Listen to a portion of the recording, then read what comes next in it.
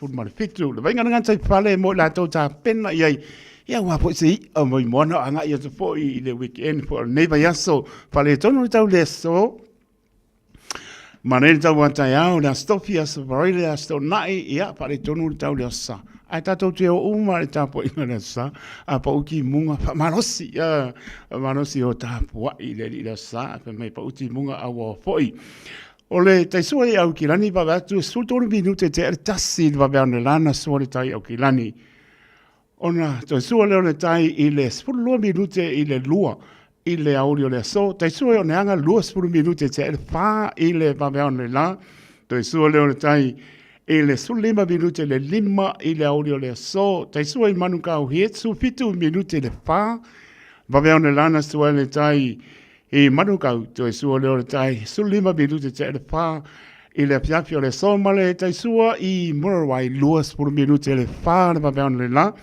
na sua le tai I Morawai to e sua leo le tai e le lima minute te le fa I le piafio le so fatalo pa si o tato tunu le kakua ma na si o tato tunu e da man tau tau se fo le se me pole ai kako ngal fia ma bi le ni talo mo tato tunu o sa mo ma beto lai mana ia tau yo ma ko mai ana sulu la e o le fiafi malu le fiafi o le bela pa mo ina mai sa mo lu sulu iwa ma fana lo yesi o tato tunu pele o to pin ngalo mo tato lo to ana malu le fiafi luas pulono ape me lo awa fo ni sma ngore tunu ma be atu fo I nu tu a oi pe o no fa to la va sa wai kai ko e kai taia kai waka e o mai ele sibodel on muto ma na ia le sulu la matango pie o se vai por na wai ka to roto rua ma tau po ta naki manu tu o se vai nga por na ma na ile sulu la me awa foi o se vai por na pe plenty pasal my kin country kiss por mo spell lo mo Wellington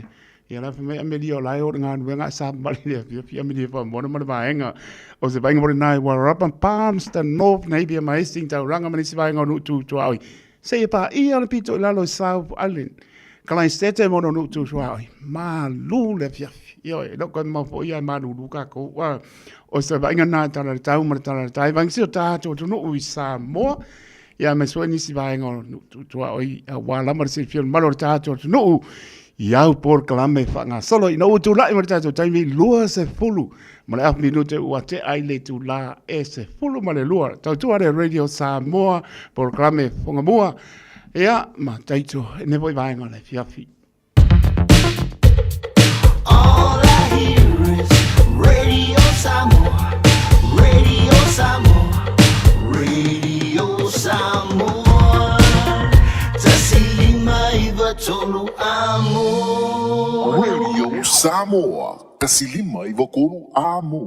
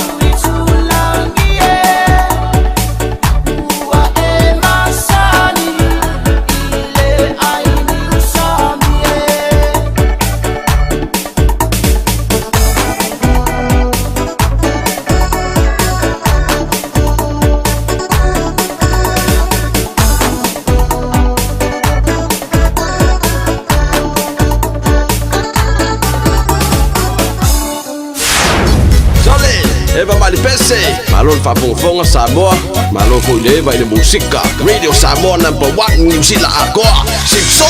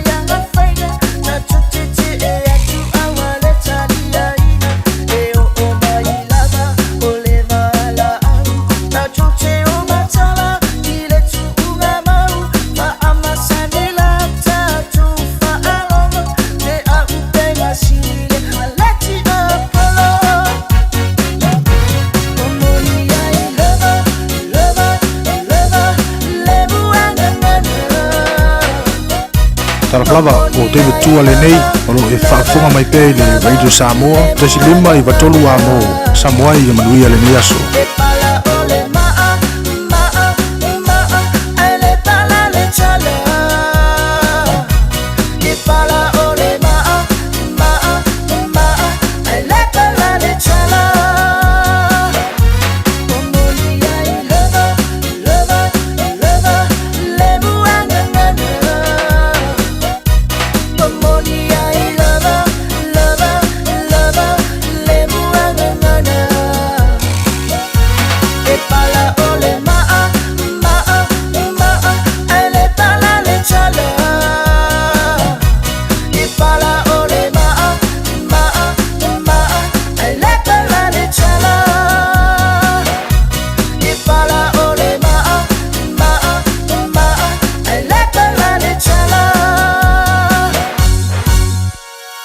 Na o le Radio Samoa se furulima iwa toru a mo e tau tuaina o e ilangu ngana fitua so le vai aso.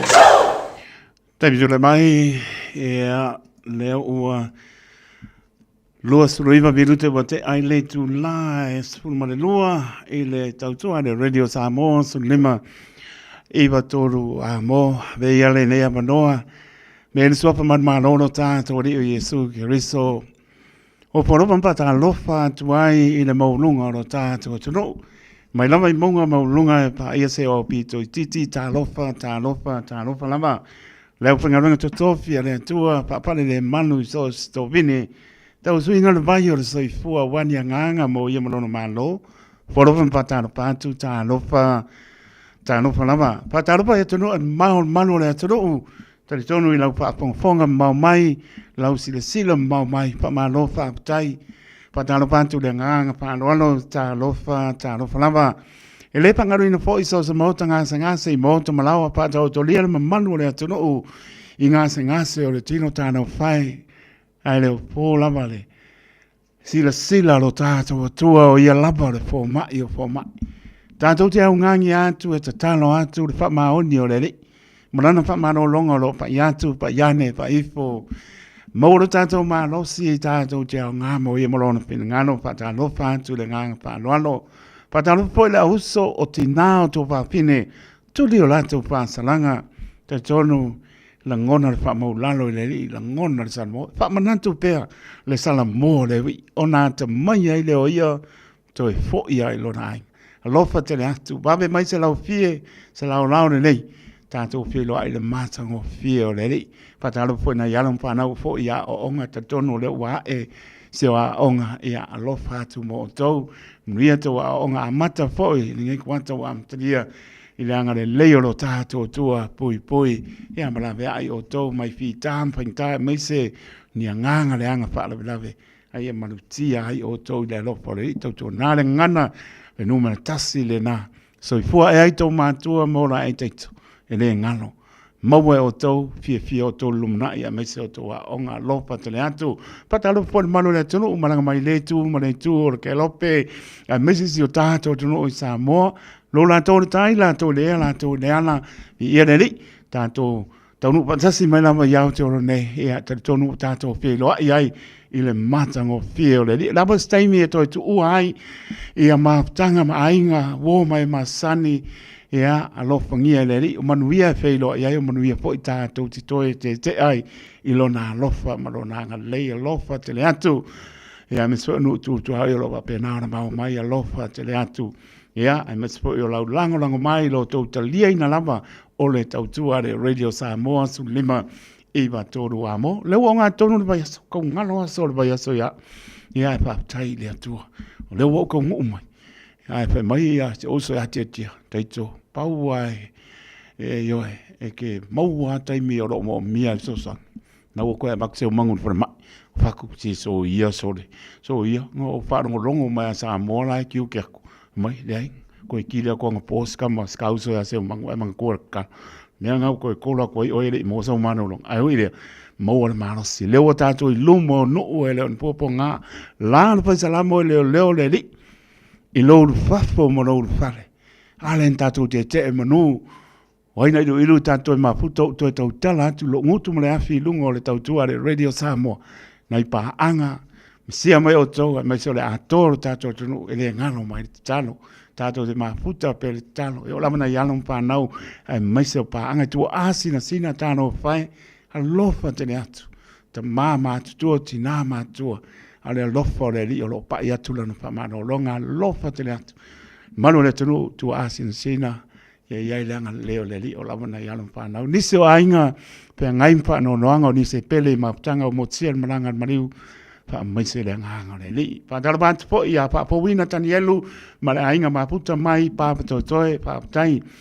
pena po ia so pe sio Josefo ia lofa te le atu pa tai a mosa ma no lava pa tai ma puta mai ma le ainga me le pone Marcelina Brown ia lofa te le atu to fine ia Lucia Sauso ia ma no lava ia Laiman Wia lama si lo matua le lofa le li sis Lucia Sauso lo fa po mo to sini Australia Maria le singa taba e ka lo fai e ba mai sini Australia lofa te le atu ia pe po ia lo sina anti o mai ia me Robert ia ma le peken save ka ngo fia peken save pas ka ko Samoa ai dia pe la lo fa manos io o laua pa keki pe ka po fia lava tātou te anga ia o tong tā umalama tunu ia ma aise me le lei o le mea lofa le lin po ia tātou e mā po tunu ai pe lava le tunu te anga ia tong tā o laua pa keki io si me manu e o au ai te tau sili lo i manu o lo tā le vau polonga lo tau ia ole na ia ai pa tai o le tato fe lo ai ma lo fa talo manuia po le usunga pono sa pe ngai ai America Samoa ia sa velo fa tau ba ia fai masu yo Australia ma sila el committee of FSS ia to fia lo fa tau ba ia ma so sunga to ina to mapa le nganga ia ma tanga pa le ngama fa tu ala ia auto ina ia o le pontanga fa po se le pa ka asa ka na po sa mataina lo fu tasi lo fu lo fu tolu lo fa mai ai poi ba yaso ato ia mo e poi si amanoa si asi e poi e o polo so no pele sa tu me flofi va pe poi vai lima le no o filo ia mato o asi io e ka wanga le asi le fio anga lo mo ia poi mai manuia pero hai manuia lo manuia la manai tato ainga oma ia pa tai le tua sa tato bana ia lo tato toi feilo ai ile matango fio le tua ia maulunga lona vi inga ia tu mori pa tai putalinga tia pa la tu skala pa se uso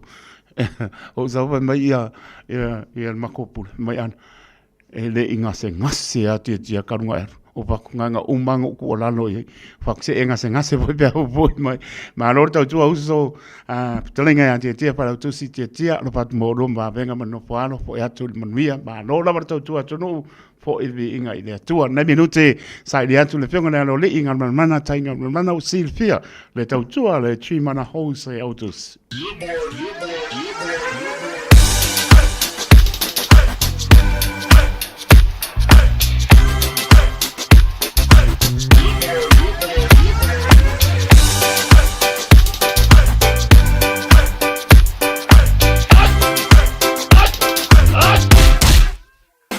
Omi te tonu lau olu au Baile pepe se ne ima imau Afifi imau lu le tama Baile lau ulu ne ima tala tala Le lau fai fa pito i te tonu Vai ima sai pa pe o se pomu Vela mai loa o le tama Se faala i titi se nai au mama Tafia ai I se palu sami te Tafia ai I se palu sami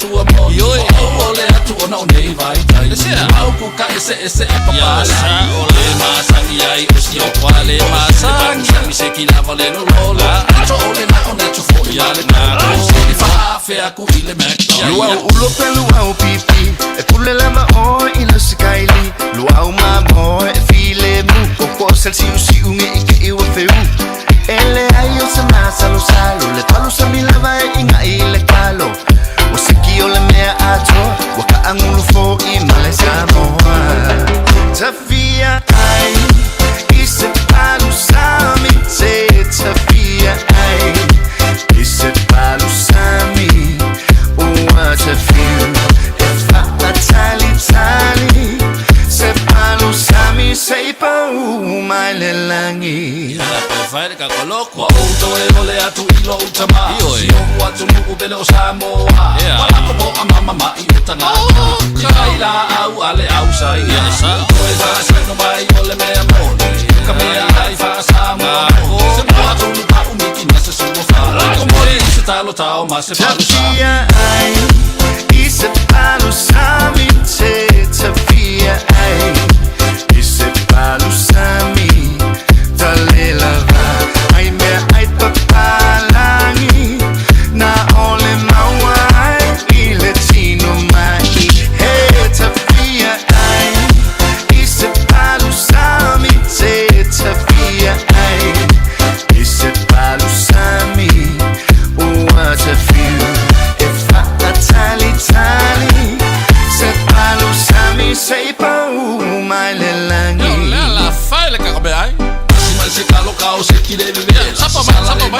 sei o se me ole ma kwa se o ese ma se vai sa ia nga ma fa ma to ma ma sa lo sa e pa sa mi nge ua o sa lo ai so le lo ma fa o sa mi ma le me kwa ma si ai ka ko sa Safia ai Ise palo sami se Safia ai Ise palo sami Talela ai me ai papalangi Na ole mawai ile tino mai Hey Safia ai Ise palo sami se Safia ai Ise palo sami Oh what a feel If I tali Se palo sami sei pa umai lelangi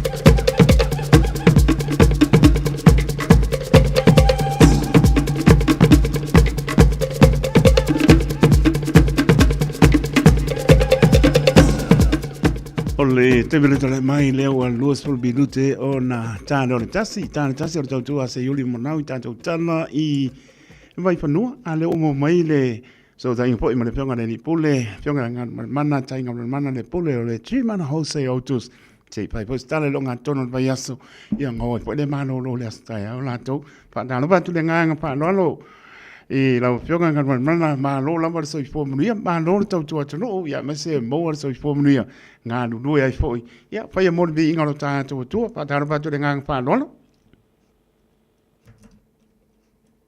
Pia po il tro mo ol tatu felo ina o xionga ia na po tatu mai po ia fai ngā malo longa po mata faunga ia mani sua wala u e tua sa yaile e tatu e lava to finga ma vai nga pa pena ia e nga ta lava nga venga ia tonu e kai sia van pa pena i po ia te vi nga na fiu i le faunga i no tatu tangata fa tau va malo le po lau malo so i po manvia lo xionga ai malo fo ile no ta po ai so tu pede sa mo nei tu la aso ta lo fatal falava ma lo pa tai le lo fo le ni mo la mo le lo ma lo si ma tu ma ne o lo pa ia mo lo man ia wa la ma tau tu ino ma lo le ta tu no le aso mo le aso e ala le tau tu ale jimana hose autos po la pe la ba nga ia le ta la tu tai no falsa tu ia ma ele se le fia malo tato tu ia la tautu ma bela per tu ma no fala ia mes foi sia lua foi au fengan venga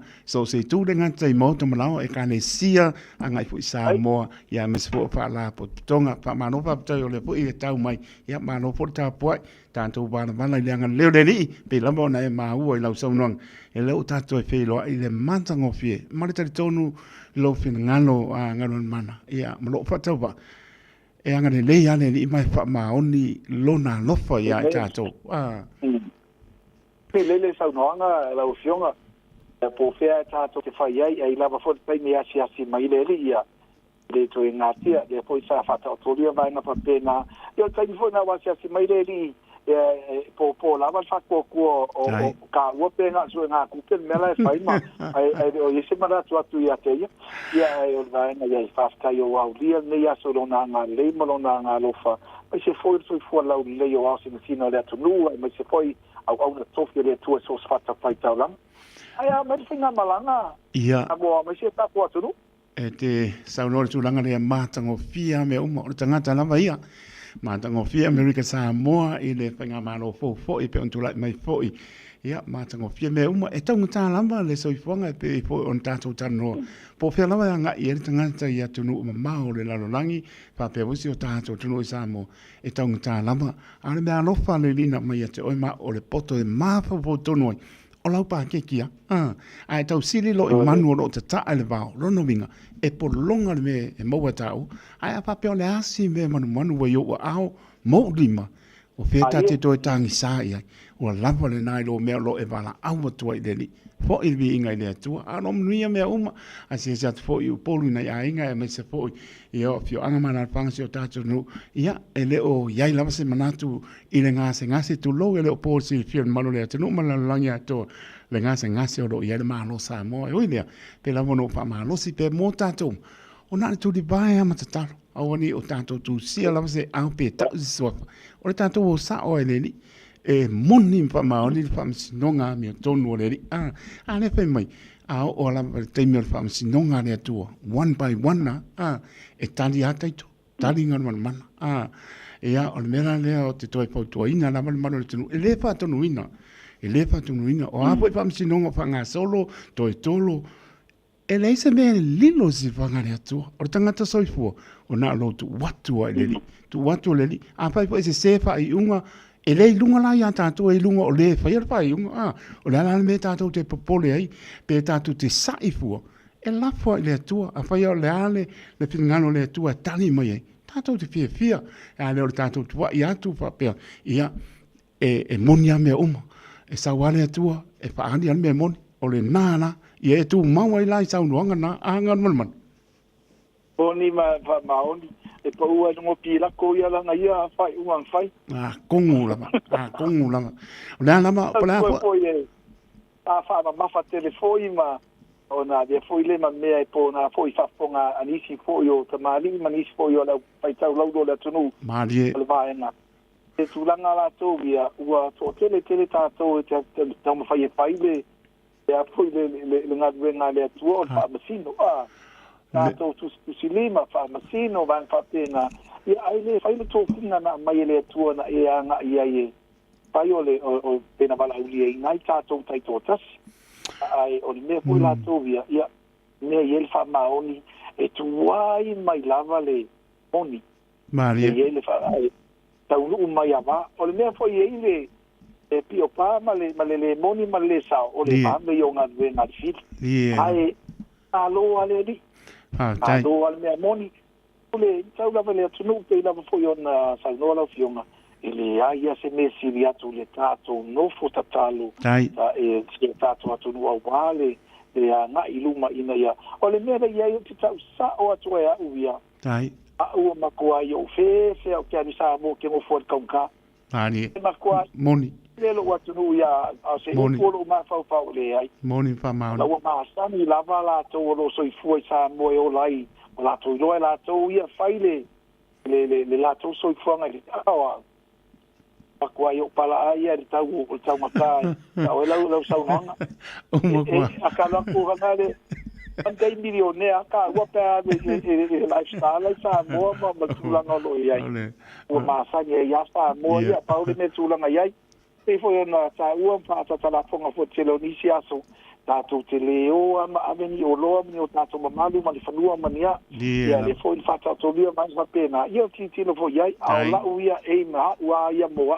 tala no la vai ni fa tau pa amalu ainga a si la vala e ia o mai le au le tua le taimi mana va toi ma lo po le altu langa ia per i feri per ai au ni po longa fa na au ni po longa fa na ko yu vai fo fa na le il tu langa mena na u ia toi foi ai o so la to manga i tu langa so fuanga i fa i tu langa ia ale ta pena no so fuanga fa le tua mai no fa pena ia o lo fa pena lava ai fa tai fo ia vai a filma ia patele ia la mas se ma to a ma fa la nana ia se fo ia nai io ni nana ia ma fa pena ia o lo ia uma lava i tu langa ti o nei ile la sana mo ri e sta ia me so tono la ina va fa pena ai o le so fuanga fa la nei pena ia ma tua bo na kuanza to mai ne ia tunu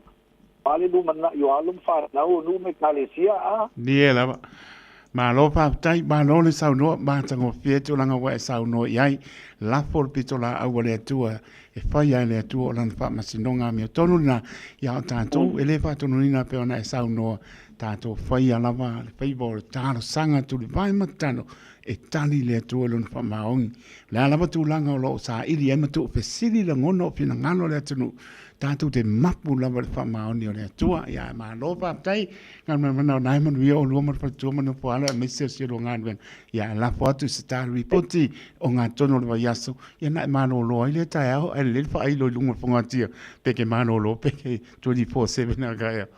Mara nganga whaaloalo. Ai o le foi te lilo le fo tātou te liu mai le ofisa, Tai. nai ia le pena to mālo loa nafi, sama fua le foto o mai do ofisa le ato e vai ngai se fa sili tu lava le matar ta pokalama mo le lava Ia. o le usa te umanu o ke ia pele Ia, o la, ia wala po i, o la se tala ngō paka tia tia. So le, se ko uia le mea ngā, so le, ke whai mai tia tia. So le, ese le maanga i o lau kaimi. O lau kaimi ese le pālengi. Ia, o le alofa ngā le, ngō kau ngū ma whai mai. Lau ave skau so manga ko. A whai mora wha koru lenga, ave kere o mauti no, ia wā le sa e kalima mau aku a ngai po e lama lo se le, a whai mora wha toru le pede. a fo ia la o kako e ngai ngol ka tu fa sa lama wa ule ku sa ma ua ma John Ia. e ma la ve ma furu Ia. ke masalo ia ngai la ve fa ma yo me le ka e ko le mangeso ai ia Pape tai. Mana tua lau talo, lo pat se manu.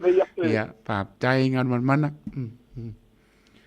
Wale le ta bola tu pele ma lo le folau ma lo foi on sai le nei tu la le aso e ma foi ala tu ia o sensina la tunu i tamo tano le uli pe na mataniai ia o suanga foi o fata tanoanga Ia na. o tafa a wani ave ma me e po na ai lo waso pe Ia na. e ai Tai. ia se me o nga se ma fata tanoanga ma ta suanga foi ma le yo nga ia tai to e fa tai ai a fai foi le au nga ni ave ma se ma mafa pa mafa fu i lo ki ngalo vai na fa pena vai na lava i tatali ai ai man vi tele lava i le aso pe ona lo atuai i le nei aso le lo fo le li tata unanga ki mana mlan tautua ia e wele o to e po fo se lilo ua lo fa le vai na le tautua ka ma fa na au unanga lava ka ma fa na se lava i lo ki ngalo i tau fai lava family ina tele o tatu ka vale fo lo ia pe na ia tatu Mahindra 2024 uta vale Scorpio, a pena tato XUV 700, lo ia tato special,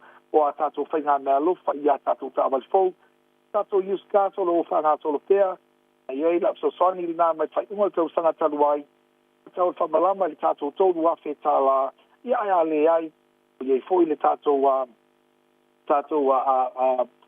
vaenga le tato trainee, la le value o lau ta vale, whai na whali tupe, whatasi e foi ma le tato referral, nā vaenga uma, se soni tau se leni o mooi ai lenga tai lea tito i sili ona tā ua e sila iai o lau tā vale o lo whātau lenga tai le tūlanga o le whātau wina o lau tā vale mo le whaiminei ma fonga i le upa madia le nusu 5 tau sanga o tau tua pia mo sa mo lona winga so e fio mai a isi 2 tau sanga ta whao fina ngalo la vale li ere yo malvala o tātou pe nei ava na whai lama na so soani ngā malmana mo e lona winga e na whaatau al tā vale mo taimi nei, e peila tūlanga fui lea o toio o tulisi taimi ia ua le ai, e tā lua whiapsasanga i lea kampani, ma lea kampani o na ua ye fui i suinga o ngadwenga, ma vaenga pena, a o leo unanga lau tama whaena, mau lava, te i o lava ina tapunia, ua ni paina toi whaonga ina, le mwhai ona whiawai, ia vaenga nai tau an sila fia, le se tūlanga whapena, e leilo suma maliu mai le lua vali, Atkinson Avenue,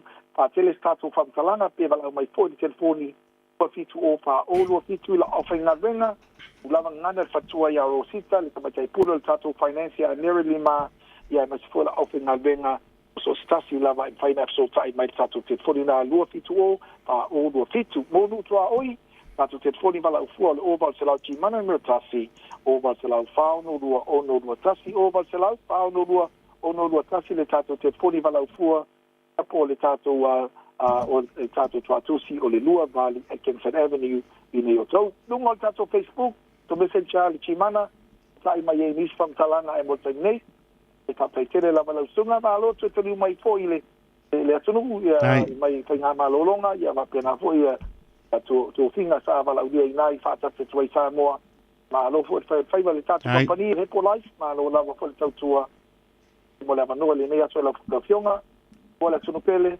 we al ne ya so fa so foi ya ma no te pena ngar mana le o long pa tui la lava pa pongal maro le tenu o le stop sili to tino tama lop te le mo lo mo pa tua no foalo e mesel manu se lo pa ngar menga le tui mana ia mo tau tu maro le tenu mo ne pole asa mano lo atao pa so foi mo ne temi so foi ya ngar mana tai ngar mana o lo tasi lima pa valu ono pa lima o lo tasi lima pa valu ono pa lima po le lua pitu o fa o lua pitu o lua pitu lua sulvalu Atkinson Avenue i o tau mo le lama le tau tua le tui mana hose o tus.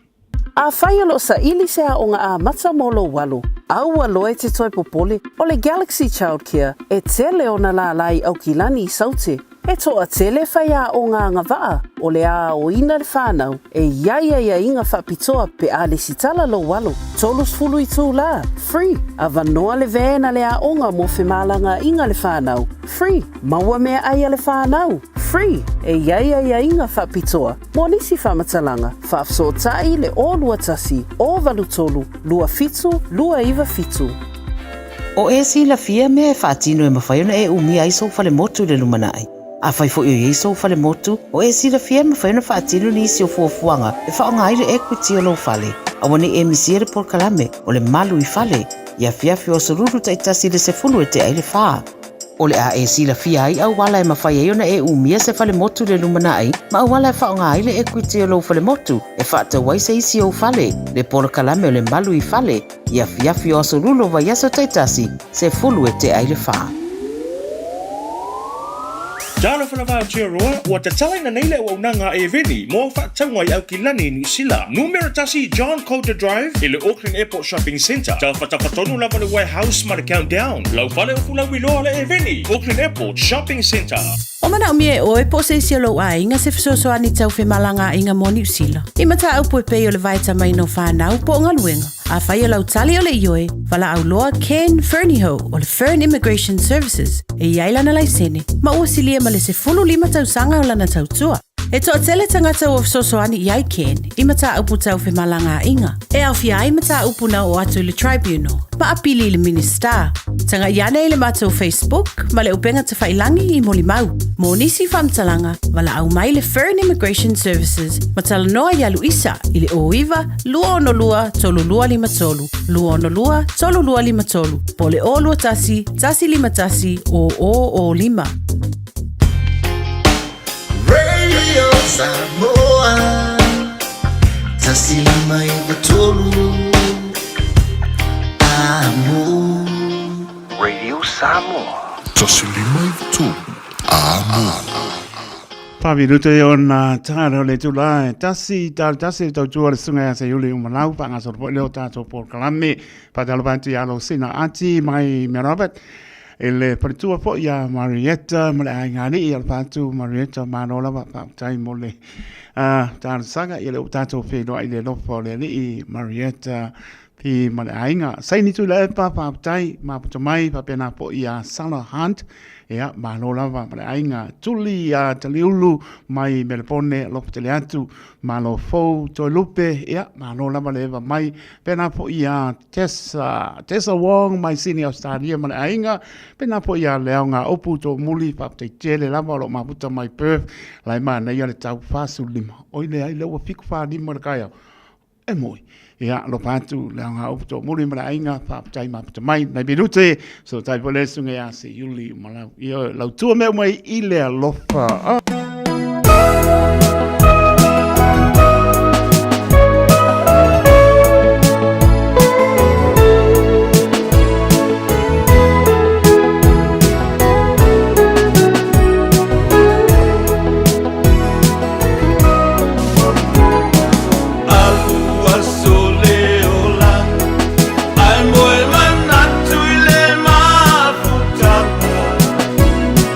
Moni ola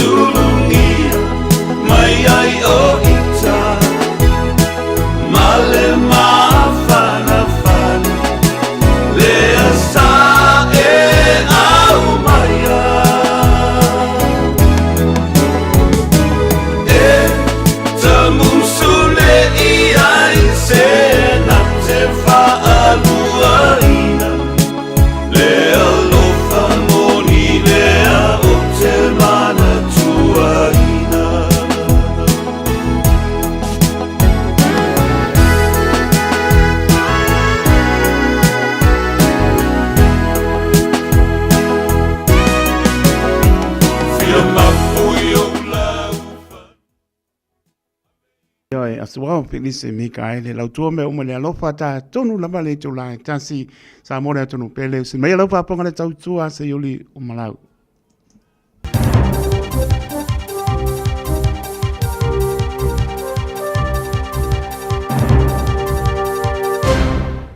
Malo taitolang sa e fatala fatu tapoinga le tunu ni o uri fa fongaia ya wa fo itala mo lau fa fongamai momo tala tumua. Ora asilia tona le anga le tulanga o tanga tele no fosolo ele ni fale lalo fo fonga forward ka inga ora ni sila. Tele tonu se li fa pitio I polo kiki ni sila lo tu maulava le pale mi o sa mo ile tau si o le tula fono. Ta longa te enal tama tai pa tonu forward ka pia fiti. Ia teine kei ile awale tunu. A fonga mai falo tele no nei tala. O se wala tonga o foina ia fale wala tula pita ia. O le ato o tele au tangata o le a le no foini fale a no fosola po le homelessness. I lalo fo fanga fo le malo mola na mantanga luenga mo fale mau tongi le ka inga ora. O le solu o le vaso nei sa failo aia le minista fale Chris Bishop. Ia fo fuanga o le toi mililo sanga mo le mantanga luenga o fale. Le aia o fiai le fausi o le apeli masalau pare fau ma le fasela o fale. Toi faale le ia faale tau sanga. O le fuanga e toe sui ai fale valusala o fatau e se mari pizza o fale fatama ia fale tu sanga. O le tete fono ka inga ora Simon Mota o ia fale ia. O le numero fale o le aso longa lele ia ile anga iluma mai le wafe ma le rufu wono I le fits fu ma wafe fale. Pe vanga na o fatunuina le ofisa e fa o popo ni so fale tu atu o le aso. O se fuanga o faia il mai ai o le toi loilonga tumoti. Ta whaia le matanga runga fale, le sa te ia le urua ia li o tu mua Sir Bill English. O le ni poti sa whaamatuina ia meo le tusanga o mawai, ta whainoa ele o le lei whaatino ngā le matanga runga, toi le lava tupe maua e whaawa waia ngā runga. Toi le mawhena te li vaina le lau telo tūlanga e iei fale, e mana o mie ni sila. O se fuafuanga whaua whai joina e pātia le leipa mani green, e biona tau whai whaari ai, e paule meo le ai ai. O le tō tele tuai leo tangata e nono fasolo. O le ofisa silo le whala tonga mo fale a le Dwell Housing Trust ia Elizabeth Lester tai whalia. I le luas furu wafe o tangata o whataritani mo ni fale le malo le te minei. Ma le afe o ainga o nono foi fale le mautupo emergency housing. O le numero fale le malo o ye nei I le tai o na lava. O le aonga maulunga sauni ala vai la tau me ai mawai lo malo lo inu faalia e se ona yaini me ai to e mama I mau I dei ungo spetasi o le colisa pe violence e la tau te sauni ala la tau me ai mo te mutia onga I le fatu penga na le fatala I le tau titi o se tala e murmuri mai I le porokala me fou mo me ai te mutia onga mo fu e pe ona le ai se le lei inicio onga sa kipi le malo fa tu pengol por kalame mo me ai mo fo to me ja onga sai loi ole ka ora ka ako ele still out tos for miliona tala to sanga to wai ma tu ina tu ai me ai mo to me ja onga sta play company e pe le Compass Group ma deliver ya onga o va sto wai sa li po ti ni so a onga sa so on ya so tu ai to nu wat la tu me ai ta ma foi ona aponi so ya onga fa to wina la ila to me ai mo to ki ta tua ia e fo iniso to maitia onga ia isia onga ia me ai o peoni me ai pango ta o te saka wai ta for ai le min sta long lango o onga David Seymour ia le swinga o le ulua I kolis o le ulua I ulua onga a le kolis o peo plenty it is that painting Davis Day faria il por kalama first up ta faalu la na onga se mai nga tu petele to faale le ia le la to potkuka mai ta wai sa tala no ya si mo mo ya fata no fata wana wina e tu watu lava ya ila tu le tolu tala ile pu me ai la tu sound ai ina o to so ta ya tu si mo mo longo ina o yo to lielan tar sana ai ola o fu ina to le malo le fata la ile asto e sound ya ile pu me ai tasia to matiki ma de tongi la kuka te fai unga sa fia tele ai mai ta o fo yo tinga tala tele e au fia ma au finga lo ngala onga sa te pu tonu o foi na sosoni paria Painting Davis e ulama sa mawela onga le valuta la lus fui va sene mo le me ai o le tama tiki mai le malo ai le suia le tulanga wo ye nei e sa la tu mo foi lava na faalu le fata la le mata la ile pu me ai tasi fa mau ngar fa masnonga sa ma wai o le tamai titi lai titi sa ma wa umalo no la o kilani sauti na masino mo vai atua ia le tapuna le isu marengutu ina ia awai nei toi manava polis mothered o se li ia to su fitu to sanga conifer grove i te kanini o lo tau fia le te minei te whaelo ina le ngoa a mo lia fa se tangata ina ua maori tamai titu o whanolo no le tono lana ta avale la matango yan Warren o le tai au nei sa tula i lumar whamastonga maununga o kilani ai li fea san tau tinonga tali i le molianga. O le eto malo ma le tamai titi sa tau fia le tau whai whaelo ina o ni whamatalanga ai whaono whaelo ai.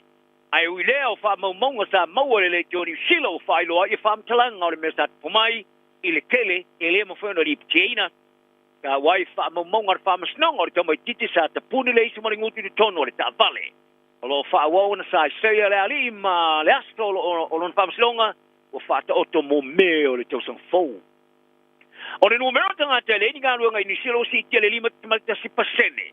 Te si tanga pito mawolunga tu le to mai le wafe male lo spulu. I foi numero mul nei sa fa tu ina le taia nei.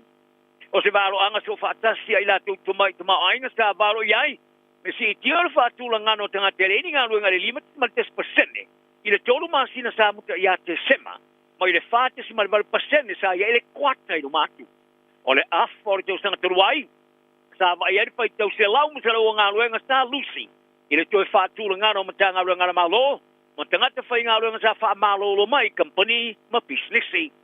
Sa wha avasenga ina i le Lucy o ngā luenga i le otu lava le tos wate i le tau sanga o tonai. I le numero tangata sa wha salawina e silia ma le lua se fulu pasene o ngā luenga i sa wha salawina sa palasi ma o lalo. Na i lo le tau sanga i lo matu. Au pa pe ona ftai ai na malo sa mo mare ngase o malo o ba fitena inga fa portiki fa inga fa fai o ye dai le fanga malo sa mo ai tele tonu le ni fa pito sa ni si fa portiki University of Victoria i Wellington na nai Dr. Yatiati o lo fa au lava e fia me na o mi mata amfa i tulanga e ai na fa tinonga nga fai mo fe vesi inga sa sui mai le parti le HRPP tol wailo na le yo ino tula for to pau pitolu sa fai ai fela folo fo inga le vai taimi ma wo ia fai lo na langalongo ino fa tinongo fa tununga le tula fono e pena ia fai ai le Johnny Sila pastika ma ia ta wai ono se pale mia o lo ia ta ma maulava le tula ngala le tas e tu sai ma le mata upu i morianga o la uli o le mali e toa le o Deshmet le tai tai fono le vanga fa u fai le fast a fi filia mata a fai ave ma pale mia ali e nanai o se toe fale lenga mai ni fevese inga wo ye nei o se liu tau, pe a tiro ia i fe vai inga, o ye nei.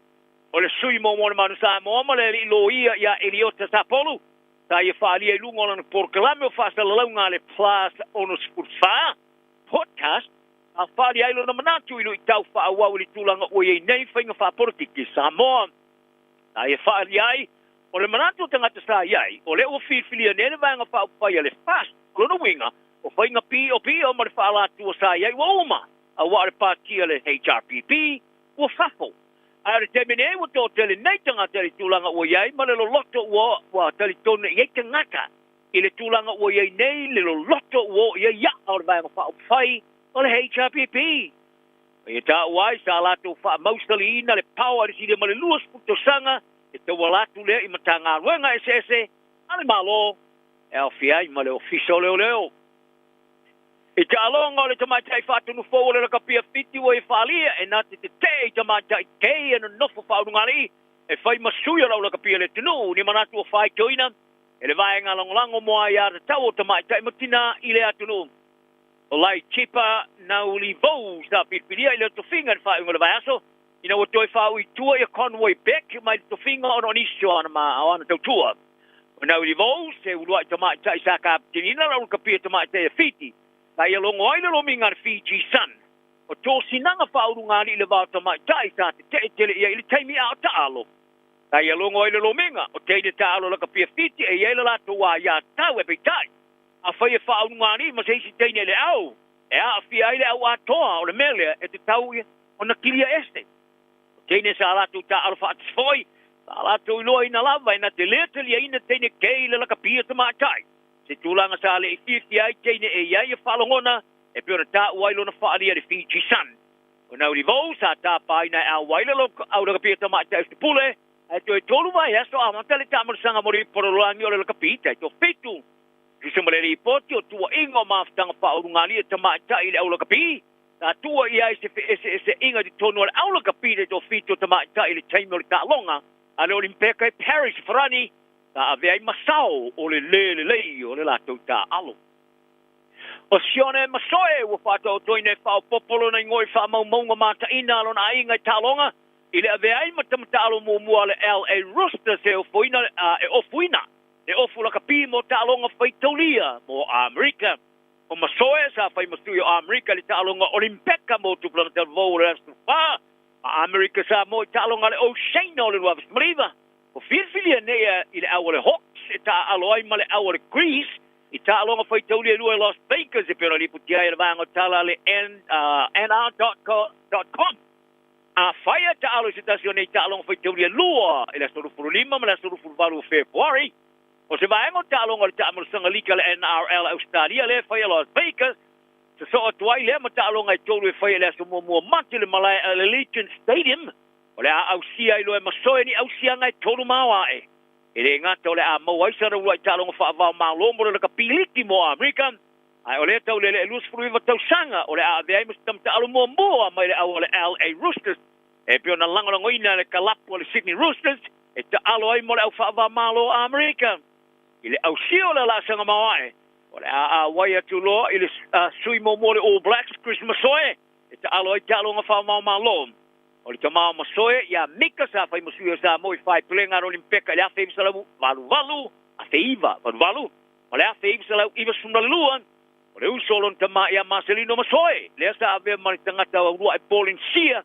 mua e manu malo le champine rolangi fai plenga le fusa le WPA ile au panga o le middleweight ile lua fe male fa ia talanana iasto ia il fe alofani tangtauma soifoia Ua mawhai ona awina atu tala o le tau, ona ole langolango mai ale Finance Direct. Vili loa api i le ovalu selau, tolu iwa, ono. Homeowners, talofa lava. My name is Api and I have a special offer for our families today. If you require personal financial services, I'm only a phone call away. Call me today on Orualua Ovalu Fafa Lima Tolu.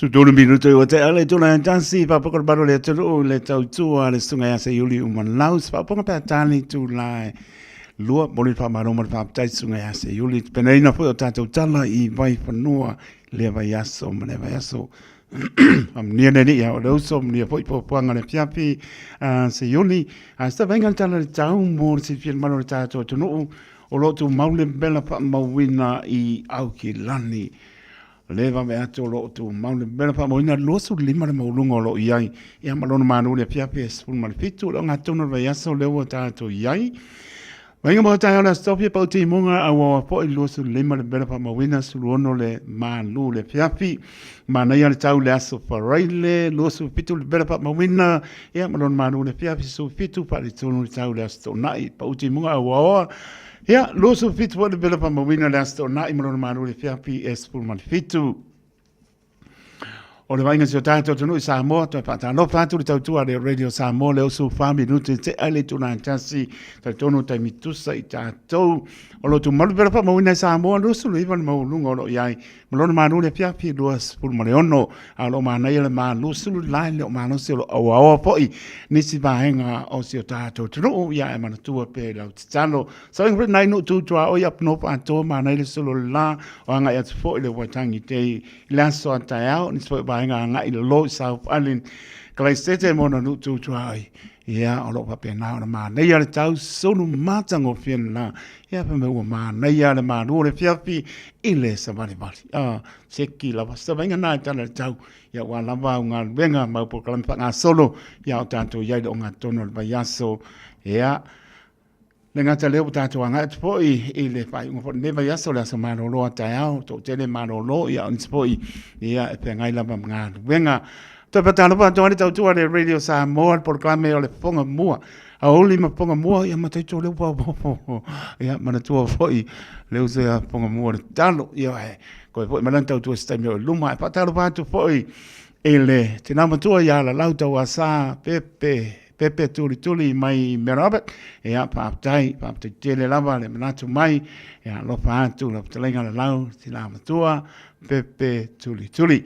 Papena po ia neti ba po boa so po maria pa tai mano la ma mai ya o le ngata ile o po isi le ngapasi ko ngalela ya o pole ka pikau ya baksa ku pe marieta pi mara ainga pa te tele lava mano le ma mai le nga opu to muli ya mara mano le tunu o lo pena ma puta mai ile tautua le Radio Samoa su lima Iva todo amor na minute ya so ta ya tu le campo you Rick the man ya pa mo se no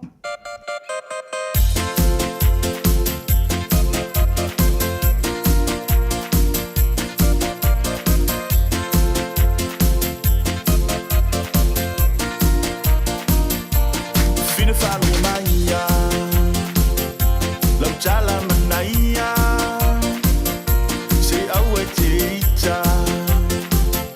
Paulava o fica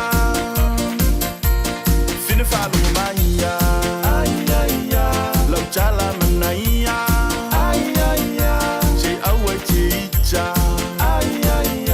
Paulava o fica Fine awai so angekea Fakung so akula ba ai faya Se wa fulo lolo makaukia Awa mi yung api ostai kale Fie falo mo si faltuanga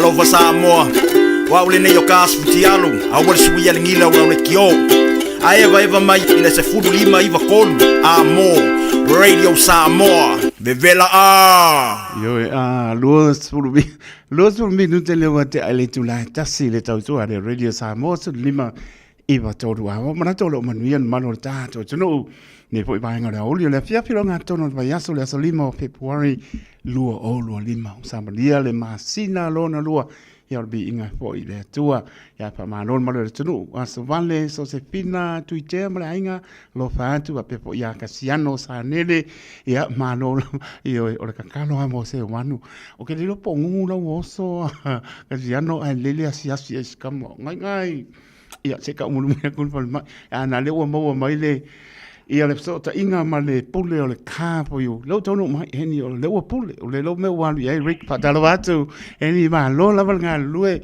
wa lo foi o mang fa ma kai ka manga ku wa le do ai pa talo atu le nga fa lo o ma kai nga le ma fa e le fia Rick pa a lu pe ku ngai lo ma kai nga ku wa ngi mo a ya le ngi mo foi la ele ngi mo nga ia ele nga ngi mo fa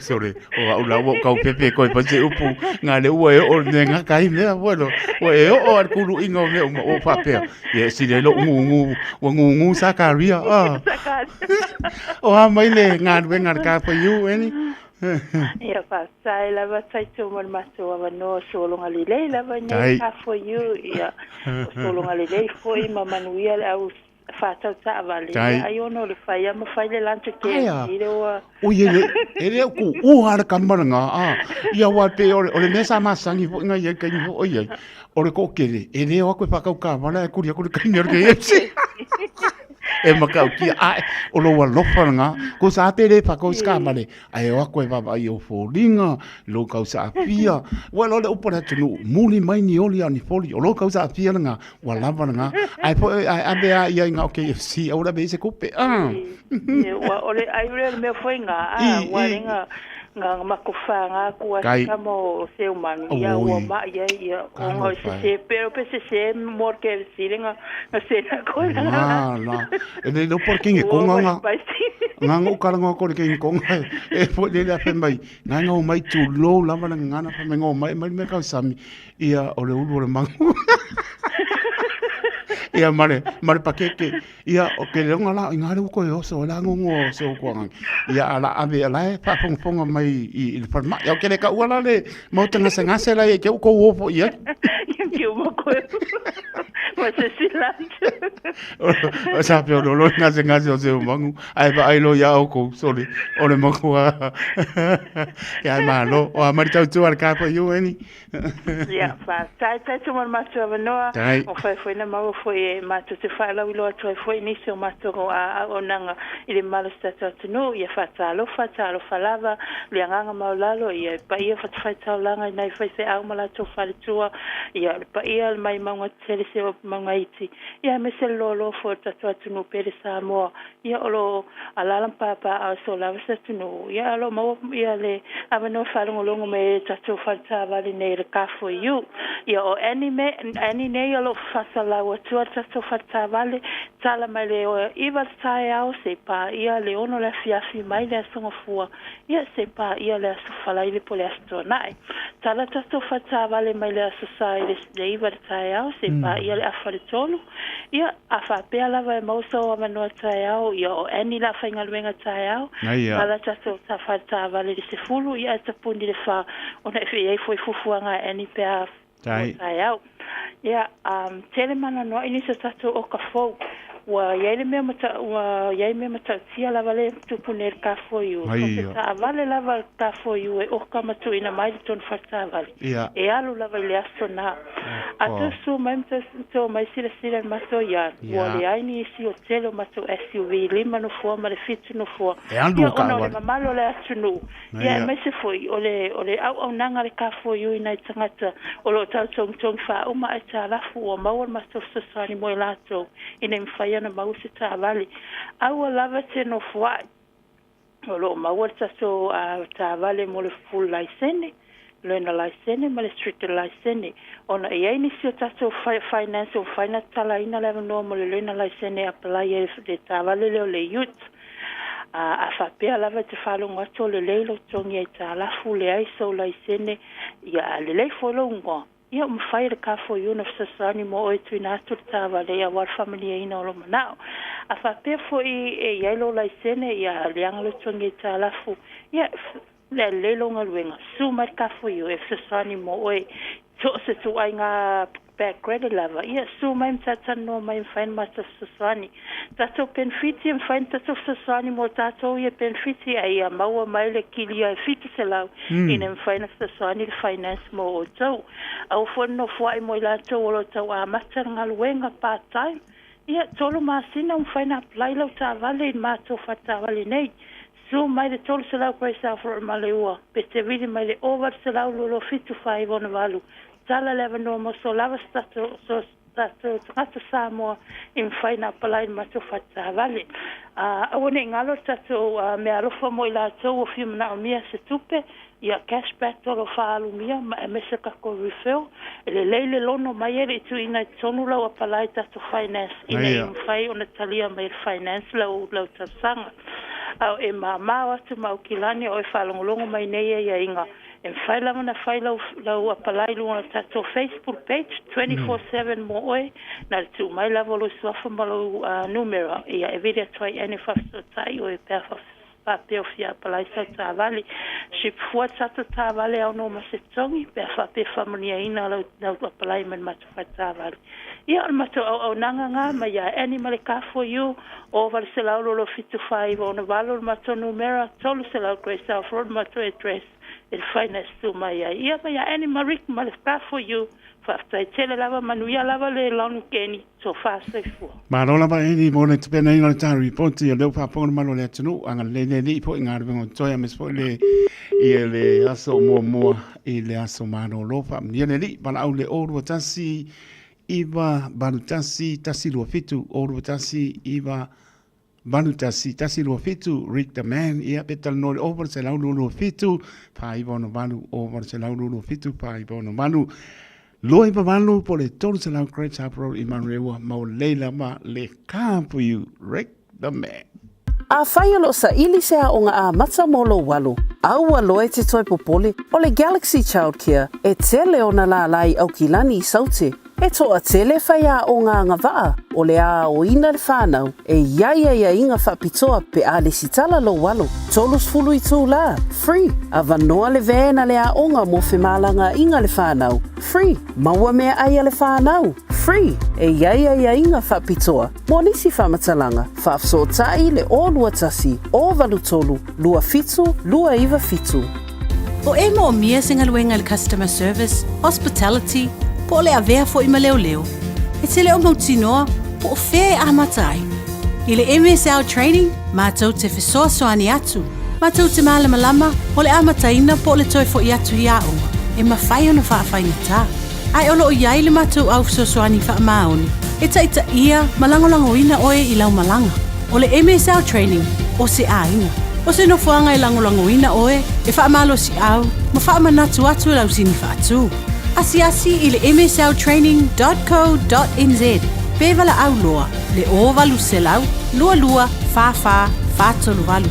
O lolu manai, e a mata atu, i inei. O le Casa Beds and Appliances, o le tali o manaonga, i o loa e whaato tonga ilo mauta, ini tau le lei, toi anangata, e mawai moenga ngao si tutono New Zealand, whaapea se tino fōa o le potumalo lo, lau aimano fōa, TV, la au pese, usa aisa, masini tā lava, telefoni fe aveai, maisi. A whiu ane loa i le whawhituwha Great North Road o tau, po le tolo fituiva Great North Road i Henderson. Le Casa Beds and Appliances, telefoni o valu se lau, lua, 5 valu, o valu se lau, lua, 5 valu. Jalo whanawha tia roa, ua te talaina neile o unanga e veni, mo whaatangwa i au ki lani New Zealand. Numero tasi John Coulter Drive, i le Auckland Airport Shopping Centre. Tau whatawhatonu lava le warehouse ma le countdown. Lau whale o fula wiloa le e veni, Auckland Airport Shopping Centre. Aloha, we're the Katinas, and you're listening to Radio Samoa on 1593 AM.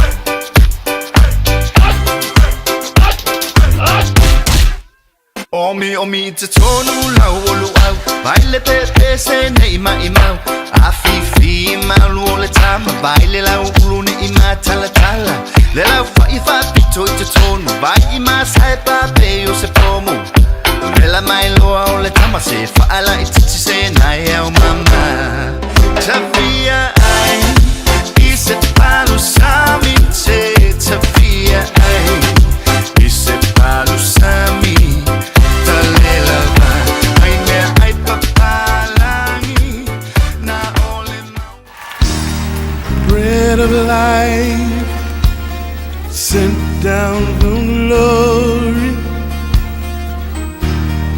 Many things you were on earth A holy king, a carpenter But you are the living word, say it now Come on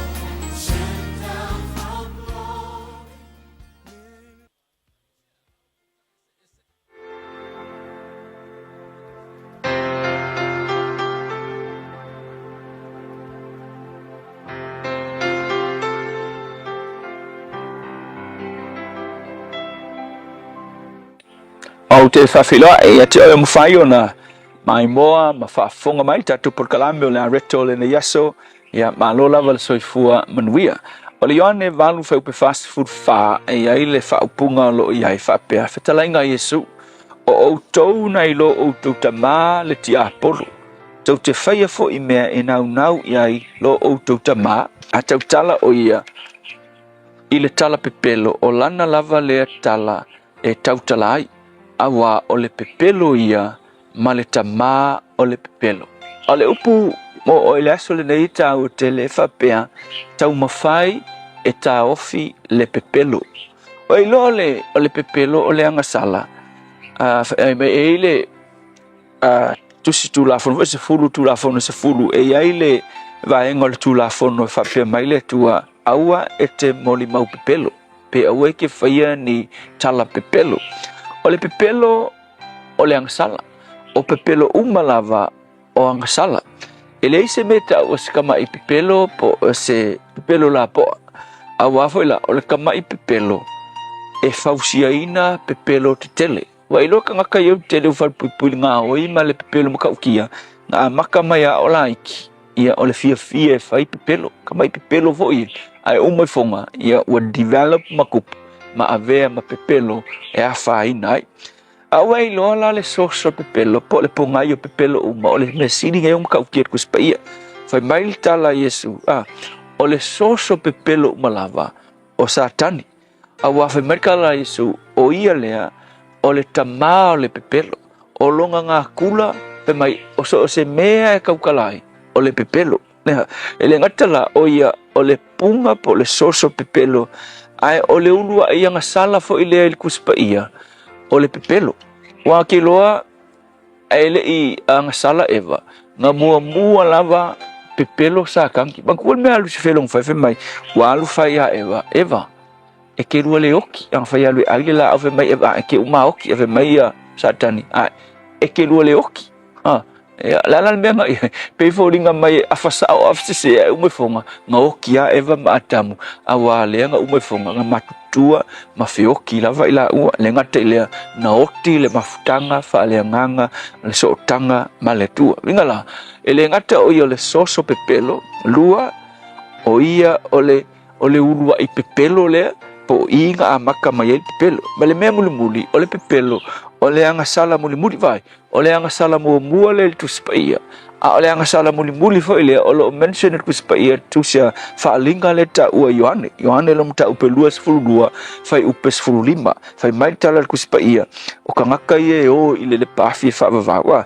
fai mai o e loto atu ile kala pepelo vai ole pepelo ma fai mai alu ile le pafi fa va le songa la ile nei asomo oi to siaki oi pekele o afainga ile mele o le pepelo wafo o isi tangata pese vai sul mele o le pepelo ua masani ai e makuale ke alava le isi tangata e whaingo pepelo. Vai le mele u kupungele atunu, ke le me wawhai na i tangata, o le pepelo o isi tangata, i lunga o mei o le social media. Ki nganga ilo ele sao se mea, ai a sau ngengi kala, mangi me whai e isi tangata, pei angi mea mo, a o mea pepelo. Ia lela, mo oe le aso le ngehi. A ilo e whai le mele o le pepelo, pe se mea la poa, po se pepelo la titi. Au ke wha mangaku ia te oe. Au e ke koe whai, makau ma whai se whainga, pe ke kakalo i le tu e whesoasu angi mai, ia ka hofi le pepelo. A wafo ila o le songa nge, a whai e ke fie whai le pepelo, lona winga, whai mai kala Yesu, o loka maa, o sakangi. E vai e wafe mai Yesu, o outou mai lo outou tama, le ki Apollo, wafe mai, o oukou o le au pepelo, o le ngā kula ngā, alo o tu tama so le upula mo oe a fai ngofienga e pepelo ka ngoi kulo ma fa mele a o fai sau kala pepelo e ki fa pe fo a woi o a o le kali i sa kang a wa o le ke so inga kula o tama le tua a mo le so ani mai e te ma tou so se tasi fo i wa fai ma vai su lo no langal ngai me o le pepelo a o mai lau fiu me fa manatu mai ia e mafai o nga mako wo i se oli ma le afi e fa vavau pe a fai e le tu ua lo mako pepelo ia fa fitai Yesu la upu amen a fai lo sa ili se a onga a matsa molo walu au aloe te toi popole o le Galaxy Childcare e tele ona la lai au kilani i saute e toa tele fai a o ngā vaa o le a o ina le whānau e ia inga whapitoa pe a le sitala lo walo. Tolus fulu i tū la, free. A vanoa le vēna le a onga mo whemalanga inga le whānau, free. Maua mea ai le whānau, free. E ia inga whapitoa. Mo nisi whamatalanga, whafso tai le o lua tasi, o valu tolu, lua fitu, lua iwa fitu. O e mo mia singa luenga le customer service, hospitality, po le avea fo ima leo. E te leo mautinoa, po o whee a matai. I le MSL training, mātou te whesoa soani atu. Mātou te malama, o le amataina po le toi fo i atu i aonga. E mawhai ona whaafai ta. Ai olo o iai le mātou au soani wha maoni. E taita ia, malangolango ina oe i lau malanga. O le MSL training, o se a inga. O se no fuanga i langolango ina oe, e wha malo si au, ma wha manatu atu lau sini wha atu. Asi i le msltraining.co.nz. Pevala au loa, le o valu se lau, lua, fa tolu valu. O lolu manai, e a mata atu, I inei. Sunga, o whenga whakao elo ka wale fō maunga Max Ila. Senga o ka amilo i au kilangi. Mo koe fōi mai lawa I o Tara I le Tire World and Auto Limited. Le ai mau aiso skoi ngā meg ma pau ka wale. A ole me Pico City. E ngā le lua li maka alalwa ia so le kokongi. Le Tire World and Auto Limited e te maua ta wale ma pau tau ngōwhia ia New Zealand antoa. Mo fo I se ti mag wheels mo so se I tu ainga ta wale ma le telo isi au onanga. Warren Fitness I le na ole se fulu tala pia I wha I lo I eina e wha afafonga le Radio Samoa I nei wha abitoa. Talia wins quotes, cue cards, maisi. Walau Lola Tire World and Auto Limited I le lua fitu tasi tolu o mo pau ta avale. O le lua fitu wha tolu lua o mo le fale inisinia. O e si la fia me e whaatino e mawhaiona e umi ai so fale motu le lumanai. A whai fo i so fale motu, o e si la fia me whaiona whaatino ni isi o fuafuanga e whaonga aire equity o lo fale. A wane e misiere por kalame o le malu I fale. Ia fiafi o soruru ta itasi le se fulu e te aile whaa. O le a e sila fia ai au wala e mawhai e ona e umia se fale motu le lumana ai, ma au wala e whaonga ai le equity o lo fale motu, e whaata waise isi o fale, le polo kalame o le malu I fale, ia fiafi o asorulo wa yaso taitasi, se fulu e te aile whaa.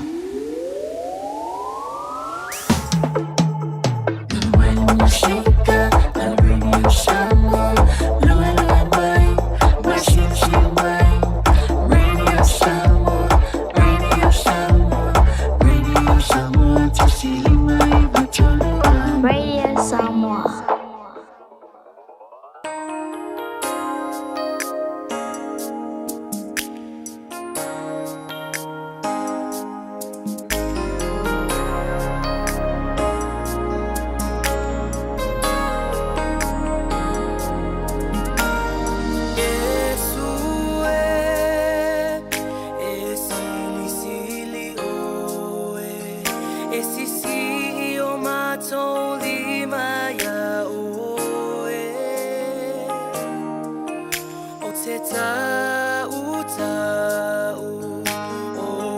e toa tasi Matou te ifo atu ai Matau tau e paia oe E paia oe Yesu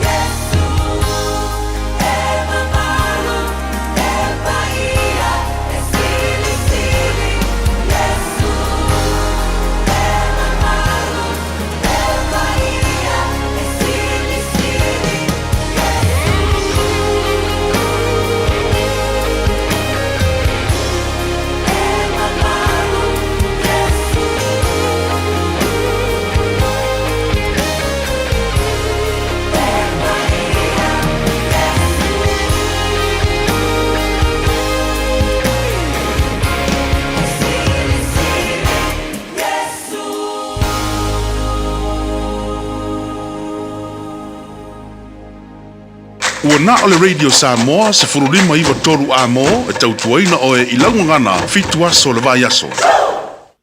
Se pongmani e on le hallelujah worship team io e siri lama Yesu. Famaya to ele tato po kame arbe to leola pene la pal kopa.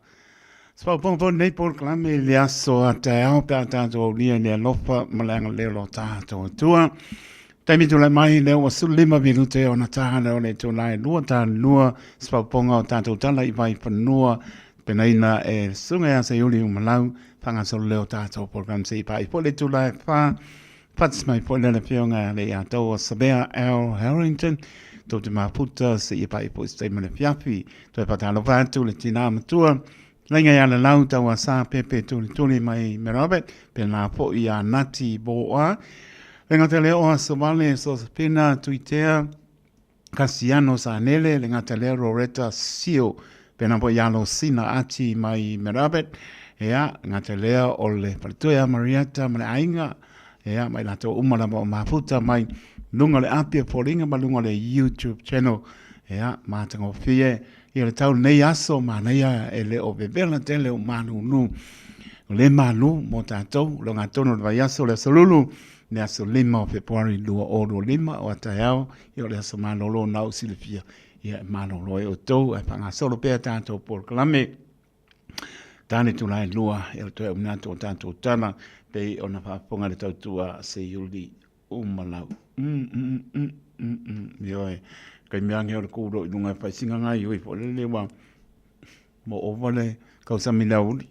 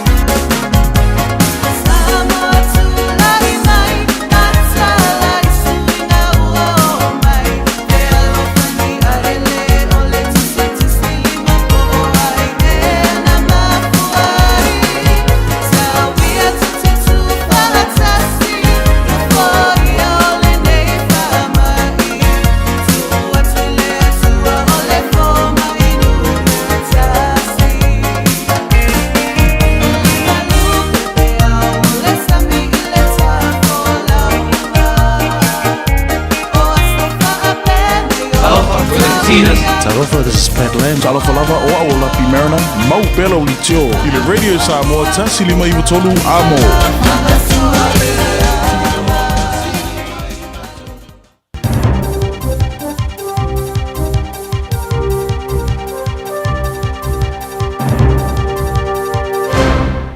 Malo taito lang sa ifatalo fatu tapo ngale tunu ni o uri fa fomaya ya wa fo itala mo lau fa fomai momo tala tumua ora asilia tona le angali tulanga tonga tele no solo ele ni fale lalo fo fanga forward ka inga ora ni sila tele tonu seli fa pito i polo kiki ni sila lo tu mau lava le pale mio sa mo ile tosi si o tu la fono ta longa te enal tama tai pa tonu forward ka pia fiti ia teine kei ile awole tunu a fonga mai falo telino nei tala o se fala tonga o foina ia fale wala tu la pita ia o le ato tele tonga to le a le no foina fale a no solo por le homelessness i lalo fo fonga fo le malo mola na mantanga luenga mo fale mo tongi le ka inga ora o le solu o le vasone sa failo ai le minister fale Chris Bishop ia fo fuanga o le to milo sanga mo le mantanga luenga o fale le ia o fiai le fausi o le apeli masala par fou mar fasela o fale to e fale le ia fale to sanga o le fuanga e to e su ia fale valsela o fato e se mar fitsela o fale fa tama ia fale to sanga o le tete foto ka inga ora Simon Mota o ia fale ia o le numero fale o le aso longa le ia ile anga iluma mai le wafe mai le rufu wono i le fits fu mar wafe fale pe vanga na o fatto nuina le office fa o popo ni so fale tu atu le aso o se fuanga o faia il mai ai o le toilo i longa tu moti sa faia le matanga ro ngo fale le sa te ia le ua ia li o tu mo Bill English o le poti sa fa mtu ni ya me o le tu sanga o mavai sa fai no ele o le fa tino ngana matanga ro nga toile lava tu pe mau e fa o wa ia nga wenga to ele mo fena tili vaina le lau telo tulanga e ia fale e mana o mie ni sila o se fuanga fo fa joina party le leipa mari green e biona tau fai fari ai e paule me ole ai o le to tele toi leo tangata e no solo o le ofisa silo fala tonga mo fale ale Dwell Housing Trust ia Elizabeth Lester dai falia ile luz furu wafu tangata o fatalitari moni fale le malo le termine ma le afe o ai ngolo no foi fale le mautupo emergency housing o le numero fale le malo o ye nei ile tai ona lava o le aonga maulunga sauni ala vai la tau me ai mawai lo malo lo inu faalia e se ona yaini me ai to e mama I mau I dei ungo spetasi o le colisa pe violence e la tau te sauni ala la tau me ai mo te mai kia onga ile onga I le fatu penga na le fatala I le tamai titi o se tala e murmuri mai I le poro kalame fou mo me ai te mai kia onga mo fu e pe ona le ai se le lei inicio onga sa kipi le malo fa tu pengol por kalame mo me ai mo fu to me ja onga sai lo ole ka ora ka ako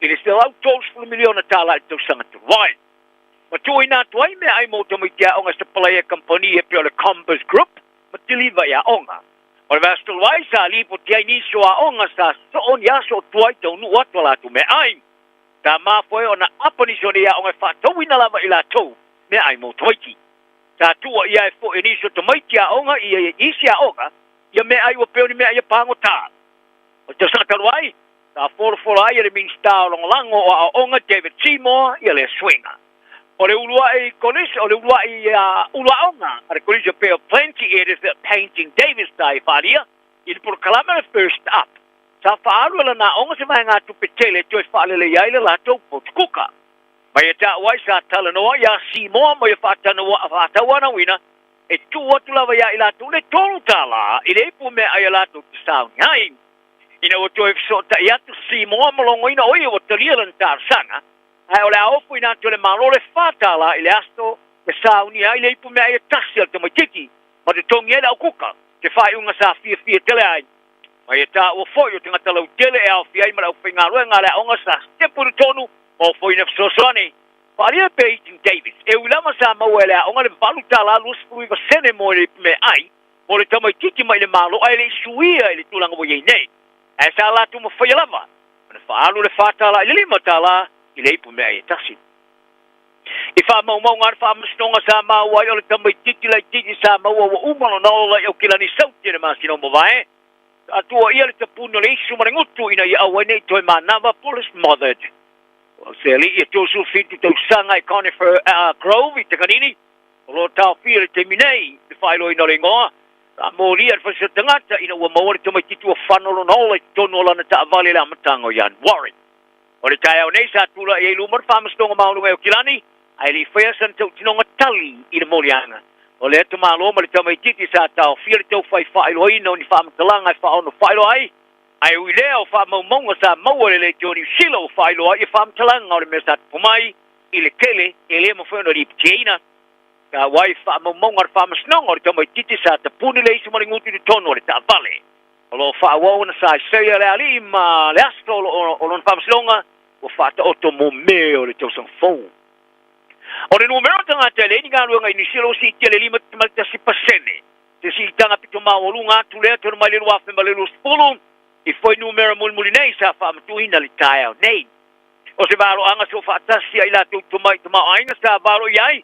Me si tio le whaatula ngano tanga te le ni galuanga le 5%. I le tolu masina sa muta ia te sema. Ma i le whaatasi ma le 5% sa ia ele kwata i lumatu.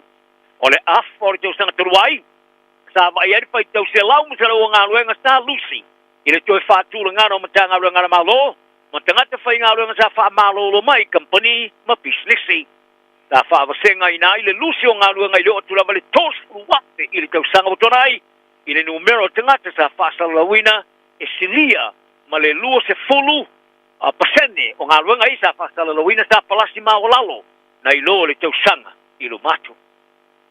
Au fa pe ona pita ia na malo sa mo mare ngase o malo o mo fitena inga fa portiki fa inga fa fai o ye dai le fa malo sa mo ai tele tonu le ni fa pito sa ini si fa portiki le University of Victoria i Wellington na nai Dr. Yatiati o lo fa wa lava e fia me na o mi mata amfa i tulanga e ia na fa tinonga inga fai mo fe vesi inga sa sui mai le parti le HRPP tol wailo na le yo ino tula for to pau pitolu sa fai ai fela folo fo inga le vai kaimi o wo ia fai lo na langlongo ino fa tinongo fa tununga le tula fono e peno ia fai ai le Johnny Sila pastika ma ia ta wai ono se pare mia o lo ia ta ma maulava le tula ngala le tas e tu sai ma le mata upu i morianga o la uli o le mali e to le o Deshmet le tai tai fono le vanga fa upa e fast a filia mata a fa ave ma pare mia ali e nai o se toe fa le lenga mai ni fevese inga wo ye nei o se lui tau pe a tiro ia i fe vai inga o ye nei o le sui mo mo manu sa mo ma le lo ia Eliota Sapolu sa ia fa ali e lungo na porclame o fa sa longa le plus ono spurfa podcast a fa ali lo na manatu i lui tau fa wa li tulanga o ye nei finga fa politiki sa mo sa ia fa ali o le manatu tangata sa iai o le o filia nene vanga fa pa ia le fast kono winga o fainga pi o ma le fa la tu sa iai wo ma a wa le partia le HRPP o fafo a le temene o to tele nei tangata le tulanga o iai ma le lo loto wa tele tone ye tangata i le tulanga o iai nei le lo loto o ia o le vanga fa fai o le HRPP e ta wai sa la tu fa mostly na le power si de ma le luas puto sanga e te walatu lea i matanga ruenga ese ale malo e au fia i male official leo e te alonga le tamatai fatu nu fo le kapia fiti o e falia e nati te tamatai kei e nofo faunungali e fai masuia lau le kapia le tunu ni manatu o fai toina e le vaenga langolango moa ia te tau o tamatai matina i le atunu o lai chipa na uli vou sa pipiria i le tofinga ni fai unga le vaiaso ina o toi fau i tua i Conway Beck mai to finga on isio ana ma ana to tua na uli vou se ulua tama tai sa ka tinina la ka pia tama te fiti tai lo ngoi lo mingar Fiji Sun o to sinanga fau ngari le va tama tai sa te te ia i tai mi out alo tai lo ngoi lo minga o te te alo la ka pia fiti e ia la to wa ya ta we tai a fai fau ngari ma se si te ne le au e a fia ile au atoa o le mele e te tau ona kilia este Tene sa alatu ta alfa tsoi, sa alatu ilo ina lava ina te lete lia ina tene keile la kapia te matai. Se tulanga sa le ifiti ai tene e iai e whalongona, e pio na ta uailo na whaalia le Fiji Sun.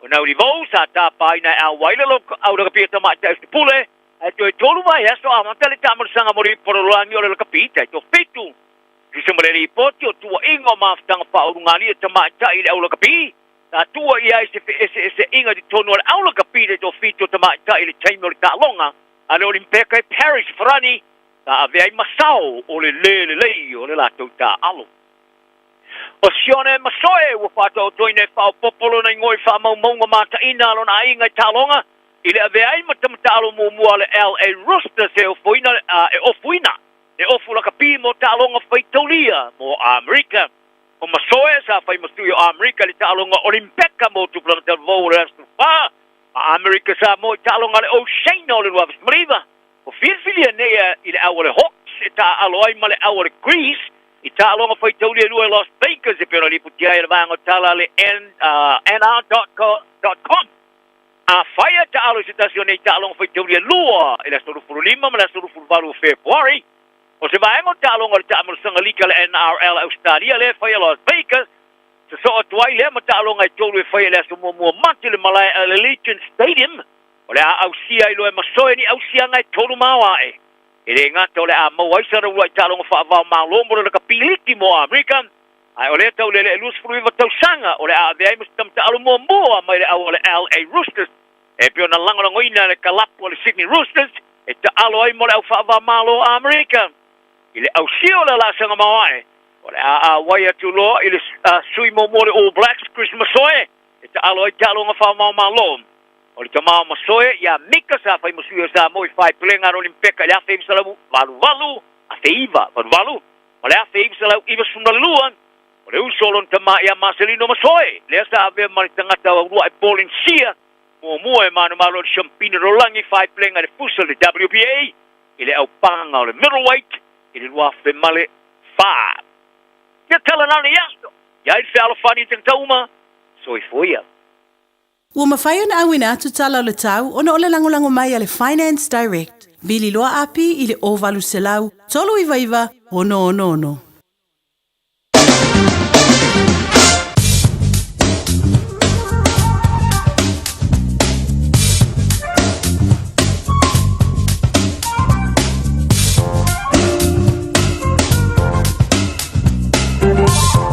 Nau te ka ponga mano le tātou tono le toi au minato tātou tala le tautua sunga ia se yuli o malau tau tala I vai panua I lau lama ngana mātango fia fo le tautua lau so vane swapa se yuli alo pātu munia poi I fuanga le ne poi a fiafi toi wha waulan tautua I le aso a tai au sta venga tana tau ia walama por kalame panga sono o lo tu malu bela pa mawina I au ki nani loso lima le maulunga o lo iai Ea, malona manu le piapi suma fitu, leo tanto e longa tono le vaiaso, o le aso lima o Februari, lua o lua lima.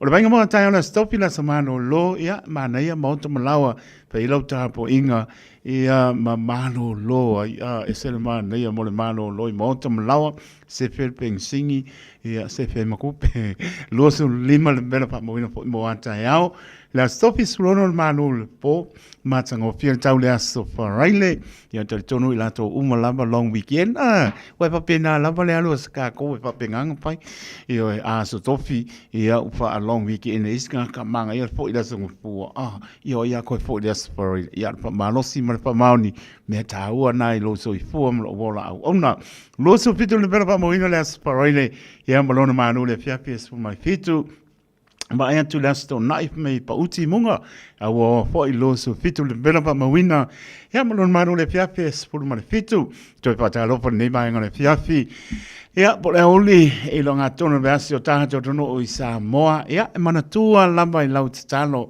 tato tu vai pe ma talo wa lava tu langa o iai fa mo manu I le lofo le li a o le taimi o le tua tali tato te pia o ma lava pia o mai tato taimi o le tua failana fa amsinonga mi o tonu ia o le lava fai mai sa ili le mi o tonu tatu sa ili lai le tua ia wana o le tua lava e mi o tonu le fai mai tu spa ia e leo stangata le tua e pepelo ai e leo se ata li o tangata e sala moa wa ba le manga ia a le nganga pa ia lava ia e ai mana tua sa moa lau tano lo tu mau pe pa moina sa moa lo so le le maulunga lo ia ia malona manu le fiafi luas fu mo le ono lo awawa ni spaenga o si o tātou. No, vai ngā po inu tū tua oi pe o no matango pia. Pa me wa leo ko yengi mā moi I kai waka sa mā sangi ngā kene le mā moi pe o Palmerston. No, ia o pole wa pa pe ngā lama. Ia ro roi lesi aso, ia wangahara ko ngā mbao bāne pāpunga lea tunu. Ia o po I leo leo pa I whaatoang. Ia ko sa I luka mā moi, ia o po I ngisi ku kongonoka. Maka ukia alo manea mama ya tu ya no se bem na wai kanto ya maro to ro ni se bai ngonu tu tua oi se pa ia la pasau alin klai stete mono no tu tua oi ya la po maka maka bo inga pa po ko saila ya la bo mo ambe la imeni ya male amakanga po ko ringa ma ko lo wan ia ma game plan ya makai mako ambe ala game plan mako amakai e fa penga po ia la fo ko lengi uma au ia la fai mai ia ha tu pit po au ki langi ni go sanga ia e fa pena la male so ifuanga ia o le skimi e lo amo mo au ki langi ia mo lu ko sei ai kuri mare kingi ko kuri sa onga o fiu so e au ki langi alo mana ia tau malu le anga e klai sete mo no tu tua oi ia wala male I la to anga e po no tu tua oi mo si fi maro tato no ia sa venga na tala tau ia wa po si fi maro tato no ia lenga tale o si o tato no e pele o to pingano mo tato loto mana tu ai lautstar 24 hours a day, 7 days a week. Radio Samoa streaming live on www.radiosamoa.co.nz. Find your thing at Unitech. We'll give you all the support you need to succeed so you can find a career. Find a job with connections to industry. Build your skills in architecture, engineering, or social work. Get creative, learn a trade, teach our kids, or break into the business world. Choose from over 100 courses, whatever you're looking for, even if you don't know yet. Find your focus, find your future. Enroll now and find your thing at Unitech. Visit unitech.ac.nz.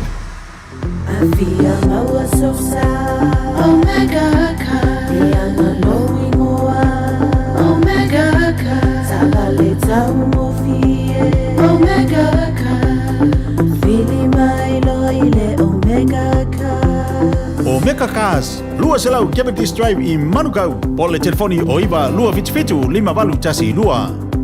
Susu mai Manukau ne Omega Cars. Umalole kesi le Omega Cars.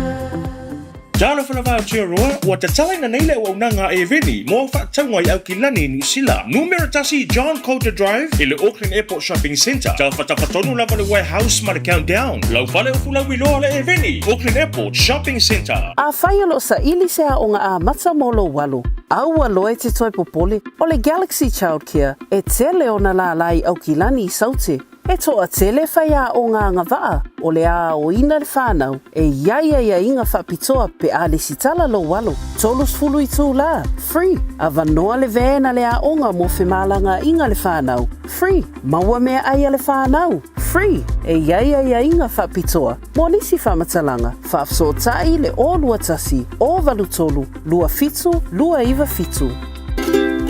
Talofa Samoa. Waule nei o kasu ti alu, awal suia le ngila wa le kio. A eva mai ina se fudu 5 iwa kolu. Amo, Radio Samoa, Vevela a.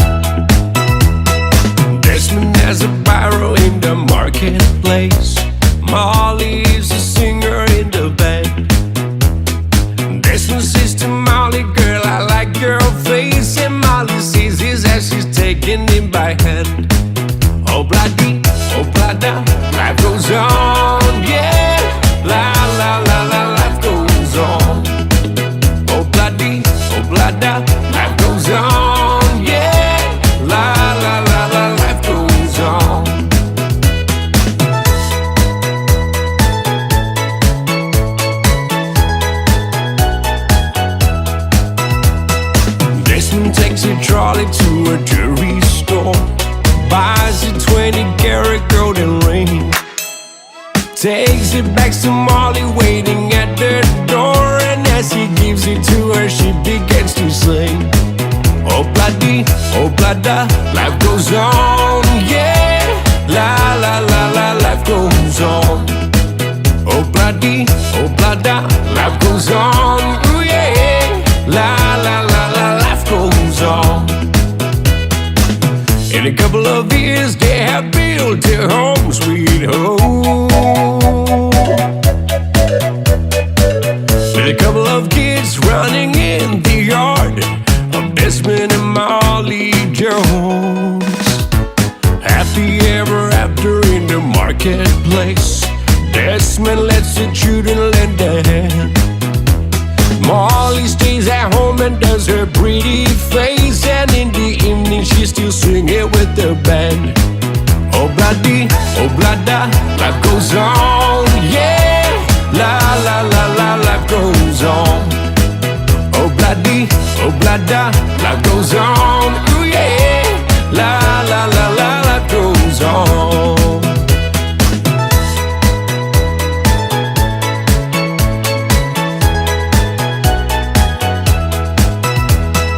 Desmond has a barrow in the marketplace.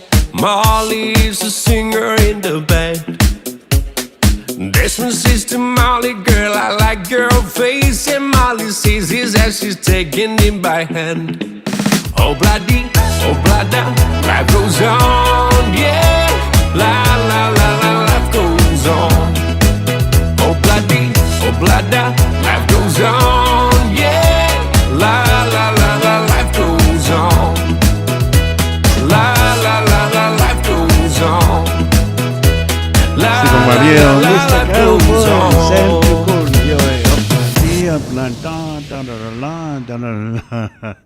Macam fie tapi tu lai mai le wa lu su lu bra bi du te ai le tu lai lu ile tau tu la oli ma fonga mo ma tai to ne poi ba nga la oli o nga tono le ba yaso la so limo February lu o lu lima to pa ta lo fa to le to ta to no au ki lani panu tu to oi o to no o ma ma fe na ma puta me lo fa ta wa a lo fa te le te to mo to io ai alofa te le tato i wheloa i leanga le leo matai ia sa tu ai poi nai mai aso mlanga tu nisi o fuanga le ka de si o pontang ia io ai pero no pai atu la fa sa mo leo ale i lo fa po malo fa e le pengo fie tu nga maule e dia lungo ba sole o va le sole e mo ka kia le bana leo fa le oloma ma America Samoa io ai e poi le te sila pe ai to te tatou na umalanga ai so e pole a lava le tulanga o ia ia te tonu alo tatou pa moe le atua ia au ke musu fa makala kulanga o le makobale io ke o para ai o wanga o la ko ma pana o te ilo le tula fo ia tatou le ia se fa makala se kai mi le o le makobale le mai le vale o pale o lo ma America Samoa. Mengo ye. Le alofo le li. Tate alua ma le mautinoa. Le utu la foi. E tatalo foi mo le saunga le mu. E tatalo foi mo le mea alofa le li. E foa i pailate. Poto mana tamai o loto matal. Tato talo i mea An kwa makau kia mengo o mako vale maka ia ia si pa makala se skai pa tala patu ano sina ati mai merabet pa pe po pa to ya Marietta pi pa te tele lama la to pa pe lo i mai lo to fo i mai ia ma lo la tali mawatu i auto nei pe la ba tu no lo pe nan ma puta mai pa te tele lama ta to bana bala i manuia ia manuia fo i le ta to ma putai pa tai lo to angale nei mai pa pe lo i mai lo fa ta ba ma ai ngale to fo i mai langa le tai ia mo lunga le vi inga fo ia tu i le tua lo na lo fa lo na lei utu piti ia ma lo ma ai ngalo e mai Giulietta uli ya malola ba ha roha le pe mai ha roha o fela Hawaii stasio stete America Hea, matai ia Amelia Whamona, Malamua Wellington, Whaptai, Amelia Whamona, Mano ngā lue, Mano fo le Saba Valley, ioi, a Saba Valley ka koe Whamarastino. Ia le vai pipa lama, whangu vai ngā o mansaunia. Ea, ambe, ai ole a vea le Sprite, a ole a vea le Diet Coke, au baba ai America Samoa. Ia ole la ko wale vai tau mapa. Ioi, ole Diet Coke, e pia rua ia lea, sila kwa iai 2.5 liter lai fewa e malako so se pale kau mapa te uru pale atu iai ia olo ku lai lava ia meo pangsu mania fizzy drink pia iai Amerika Samoa pia po Amerika ai wilea ia kwa malos ia isi au vaenga lai o ke makuai o whakuai ia pamanosi o Samaria nei se panga o lau Samaria le afiafi e wa pe lai e se winter inge ko ke le Samaria Amerika Samoa a ke le po le si paka ngai karanga o le malava le tapuna o saba bani ai ia makau mafa lo vai vai ko e se lan kamanga e fai asi dangerous ke le kamanga e makau kia risti ja ia lo fatu mle ainga pa tai pa pe ia se lepa tawa lai pa tai ma mai Amelia pa moana ba lo pa tai lo mo Wellington Julius Kate ia ma la tolo ba puta mai foi e mai sila o misi ako o ke pole kau ia baksa ko e a le fata lo fatu ia Marita ia Amelia pa moana lao o umala ko nga venga ia ala o sa bali runga monga o ni mata pevo ia chef tanga tauli ia lofa te latu faka lofa atu ma lo la vale mai tabitu la mai lo su fitu minuta o te ai le tu lai lua panga solo pe tato por clame musika so filoi ia ma se fo ia nga tato por clame tale tu lai tolu ia awina tato tala I vai panua I'm sure ngana fa per tania tale tu lai fa ia lau lamba ngana para tua ia Miriam malana to po mai America back sa mer fa mo pe ku sa program wa le ko po mai ale la vai au ba mai lungo o masingi ia mer fa salong a se tasio Francis langa le uta no mai le ofisa male nganga fa lo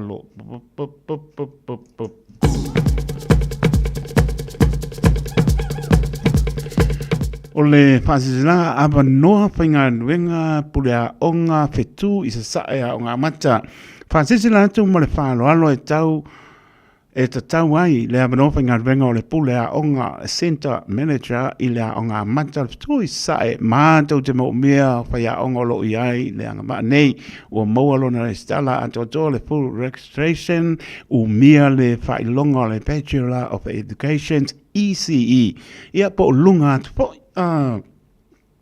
lunga ko foi o mo ko mo ki armari ia le le so tai I le ngana sa mo mal fa pertania manga ia o me o mai sa lo CV ia le le so tai inga matamaiti ia mamatua ia mfaya onga ia tele le sila fia le penaina o ta iala moa onga ale fanau ia anga va fa tai le ia masanga lue foi I tulanga fa tai ia umia le se reporti au mai se reporti mai le officer le police betting ia foi le tusi passi mo le so ani mo first aid certificate ia tau au mai lau tusi tau sanga patasi ma le maoninga o wanga ba patasi ma lau CV le CV ka bale mo CV mo le o te pe wo ia umo wanga ba pa mo ke o va ko CV a le so ma CV ka ma ne ai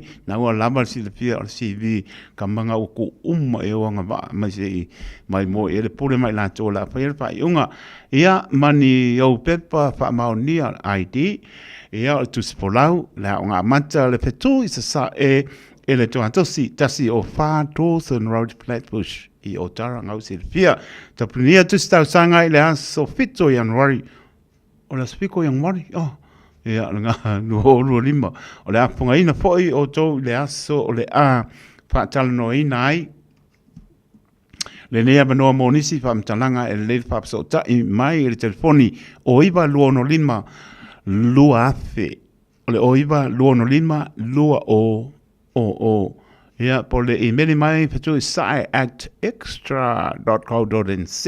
Ia, man whāloalo pūlenga, man komiti pa apoi o whetui sai a ngā mata. Ia, malenganga whāloalo.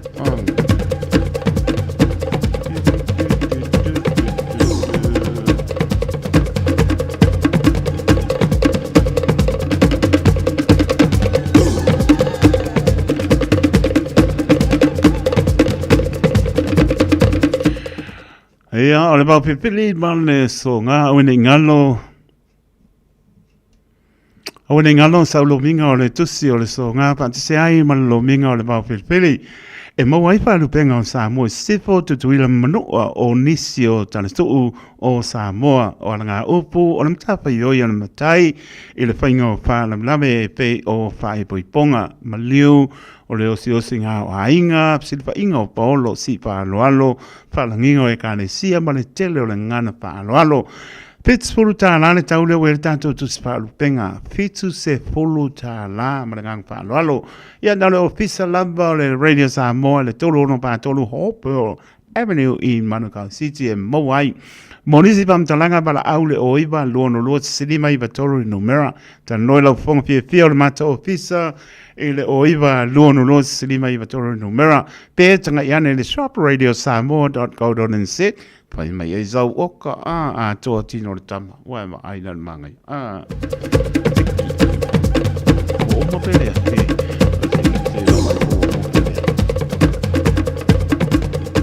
O le tamilisanga kirikiti ale te wila lua o lo lima. Kirikiti Samoa e le na o se taalonga ai wa avea lea ma a wala e whaamausa li ai. Le no nofo whealofani o tupulanga. Manaia a Samoa o kila nei. O le ala fo i lea o le taumwhai pea o le whatamau le sunga le whapea ngainga ia e perone futi. Le taitaifono ia sausola tā peanga markomiti o le EPCA. E tūpat sia nei ta misanga i tausanga taitas. Ia wale nofo whialwhani o tupulanga Samoa. Mai so se mautanga nuu. Whapea ka le sia ese ai maise. Na yo uso mai toke lau. Ia ua awai mai le nei ta misanga. E wala watu man le whaloalo i mautanga. Ia maau kirikiti uma ua mae o na whaulu mai. Ia, ma e fia awai foi, ma e fia awai foi ele ta mena sanga le te wila lua o lua lima. O le awhaia le isi a tātou puntanga ele no fuanga masani ngāti pāki o tara i la salulu nei la salima o Februari o ngā ngei a Apoleono na nei ma le ngang whaaloalo. Le awhiapi o le awhai loa ai tu la fono uma e whaau ngā, e am whaangatai loa, ia maau uma e fia awai le nei lama tame sanga. Whamurumole mana tua mai lau le stala, monesi whaapsili e le leile so tai o le lia Nancy pa le lei, olua tasi, olua tolu o iwa, tasi wha iwa. O lilia Nancy pa le lei, olua tasi, olua tolu o iwa, tasi wha iwa.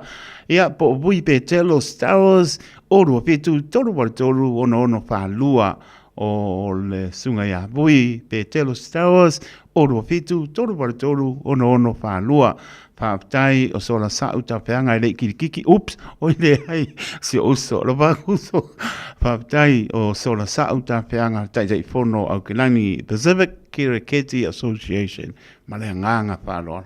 Hai whauka la i le manga ia.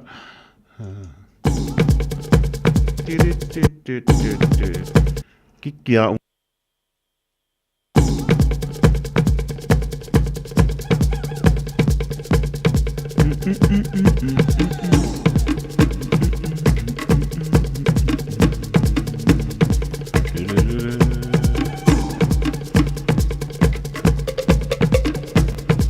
Ole pasanga la de por esa alisa pasa moa po moa mirena.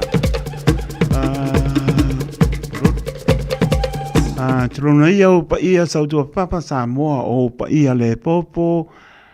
Ia o pa le solo. O pa ia ma le vau e o e le vau no atu ia lava.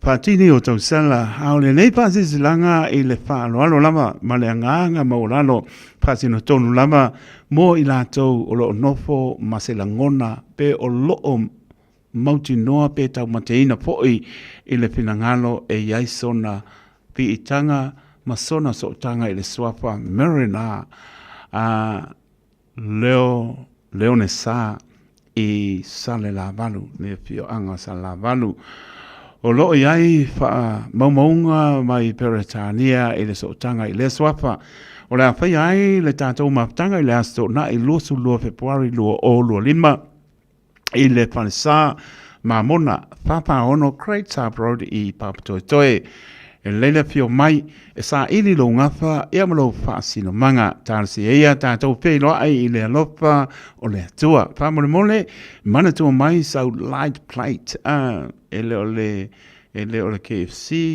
e le o le size 2 a light plate rongo vinga o le pai whala whai koi foi e makau kia o ia mole tātou i piti tau mapa morisi pamtalanga wha mole wha so ta i mai ni telefoni orua tasi lua stolu 5 balu ono wha orua tasi lua stolu 5 balu ono wha male wha alo alo tele lava wha aptai o Toyota muli ang tele Marina male wha alo alo sek ea, whamore whaasoro mai lesi. Maptanga le nuu vai e sa pata i le ava ma le wha alo alo. Whaasisi lantu ai le maptanga alo matam whanau le whioanga o vai e sa pata e whapea. O le atoe amtalia o le tātou maptanga ma sani. I le neitau sangfou i le astona i nei balu o Februari lua o lua lima. I le tu la tasi i le aori. O le nofanga ma sani o le laua o lutu manga mau. For le net place i mangele. Wala watu marfa lo alo i tama whanau se o tātou nuu i au kina nei a fio mai. Tātou nuu ti mea whaatasi e ama whao popo. Le tātou maftanga se o tātou nuu i au kina nei. Tāro i le atua i ama mori atu lo tauso i fuam so mātou wola. Tātou au lia atu. Le aso atu paina i le manuia ma le anga le nei mai o lo tātou atua. Monisi pam talanga pa mole mole pa so taile numera. Oro tasi o iwa 5 balu. O le oro tasi o iwa 5 balu pa aptai sa inia ta fono le lau fono le maptanga le fioanga o vaie. Tama whanau le fioanga o asau. O le ava ma le whalo alo, mātou te tatalo atu ai le pa ia ma le mamalu o tama whanau uma o le tātou nuu. Pio anga o asau lo a fio mpapa au i New Zealand nei. Pa ia lama lea a wale a fio a inga, ma vaenga a fio a inga sa moele oi. Ia a inga sa lilma iaba. Sa lilma iaba rana tai ia sa la whai ma upu ia te oile pule o vai singano. O le a whai ale tātou mautanga i le aso ono Februari lua oro le ma le toa tosi. Tasi 5 Pierce Road i Otara. Le tulai tolu apore tolu i le afiafi anga i le fitu i le afiafi apore tolu anga i le fitu i le afiafi o lo ia imta upu ta ua sa tu ua mai tātou fono taluai ia e mala o mia le tala noina ma wha mautu i se taimi mame wha moe moe o le tātou feilo iai i le aso i le lofa maranga leo lo tātou atua wha moe moe wha moe moe mana tua mai sa ure sana e pule lama oe i oe i lo foitaria. Whaapseo ta mai tātou numera monisi e whaamtalanga orua tasi o barufali maiva balu orua tasi o barufa lima iwa balu pole orua tasi o iwa o whanua lima iwa tasi orua tasi o iwa o whanua lima iwa tasi pole orua lua tasi ono iwa lua tasi balu lua orua lua tasi ono iwa lua tasi balu lua whaapetai ole lau wa fono so le laia ka mo e mai le ua lua 10 minute ona tā le ole tolu o le fioanga o motaa sa o le ata o to ia fiso mo na lau yo pa ia sa ngata sa moa a le nei pasi zilanga pasi no tono e ma tanga o alom tampa nau mo ta i au kila nei fa peni o matou paolo mau lunga matou te manua i sa se tapa o le ke lope ia tu lo na ia o le apa tau no ina le tātou pontanga i le asto nai le aso sulima o Februari le tu la sulua i le oli no fuanga masani PIPC Papatoetoe mala au whanoro tu ai foe ia i la tau uma sata aro i le nei kalapu lak pi mo taa i Samoa ma kila nei o lo alala papa au ya kila nei ina ia tātou a wai i le nei pontanga ia wana wha mo na tātou kalapu la pi Samoa e tā ua tele lo au i mai whaali so pinangano tāna so i fua ia i le alofa maranga leo le tua tai atu lo o tau so i fua i le aso mana tua mai lau restala mo nisi pamtalanga e lelo tala no mai le orua tasi luo na toru tasi fitu baru tasi lima fitu o le orua tasi luo na toru tasi fitu baru tasi lima fitu po le orua fitu toru tasi fitu baru tasi lima fitu o le orua fitu toru tasi fitu baru tasi lima fitu o le nofuanga e pai IPC papa toe numera baru se fulu po le baru se fulu Wiley Road i papa toe papa tele lo le maptanga numera so tai mai pe a fia malama matili male nganga fa lolo so le wa umma ale wa umma mai ale pia umma ko pia pasa lo ko ngo pia anga mana pang leis pai bai asa ma se mau sa mona tunu pele last time fa le ona fa tau ba le atu ia fa mangalo e ba tele lo ngang ke sano mangalo le fa ngan venga ta no la fa pia mata officer ilo iba lo no silima iba tolo numera fa la tele mai ni se fo fanga mo lumnai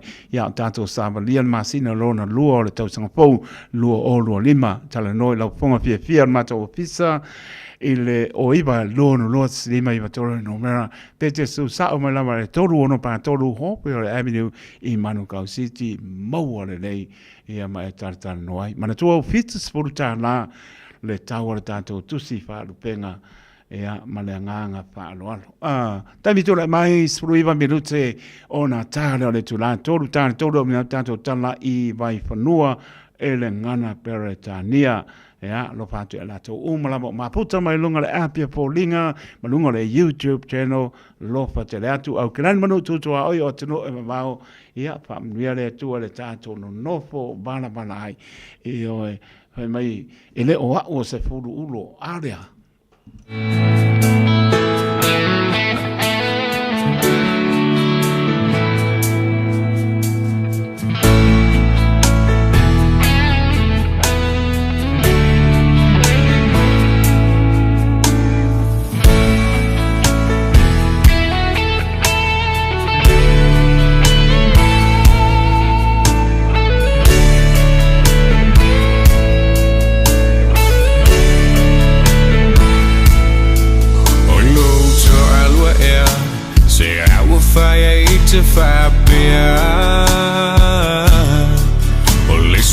Tauhani matau olau mana mea Te ayuno le tau siai no matu le whapungai Na e tau to mai aia ua sili lau vai Le tui bala lava u ife au le tele o taimi Tafa fau tuangane mati e pasi O te moile po male malingi o uloi mata O beite o lingata e fasia ai pupula o na mata Ele o au se foi vali fuma se leo lempo Se fai tanga mea ma se fulu ulo Ele o se tama se manu Uai fai fa pea iau Le tano atu I kokolina E fai muto alua E fa pela va oi Ele I maua tu la uva ai Valilina isa uai Atu mamau mai Malona si ulio na ulangona Baby see you tomorrow morning Oi awe I tai Luta fatu Pita te oti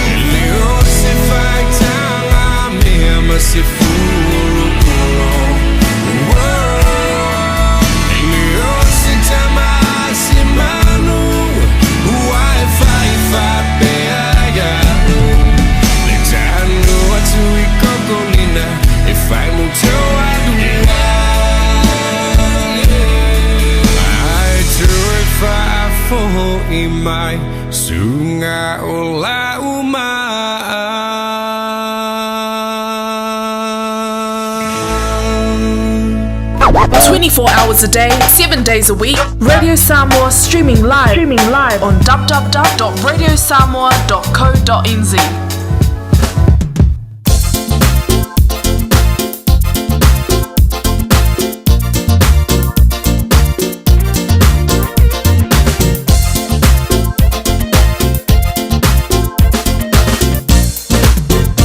Eva mai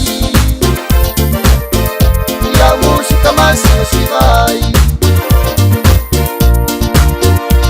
Eva mai ya música mais se vai. Eu leva e fate ai lo mai vai na luenga. Se pawa tu male Eva Eva mai e a música mais se vai. Eva mai e a música mais se vai. Eva mai le pese fa luci mai lontino uso o fefete. Silia tulena Nai longa mea i seisi o na olo fe. Eva mai e a música mais se vai. Eva mai e a música mais se vai. Ua e anu atu Manga ia tuaue banga ile fale kalapu. Eva tu yo mafata lo fatu ia mawa mai sa ufangu. Eva mai ia música mais se vai. Eva mai ia música mais se vai. Ya mau chinoa o li mai le a o vai le foloa. Ai au nei tusi o li mama fica fua le Samoa. Eva mai e a música mais se vai. Eva mai e a música mais se vai. Se aua leita malongo talinga e a música malapata inga mai Eva mai e a música mais se vai. Eva mai e a música mais se vai. Se aua leita malongo talinga e a música malapata inga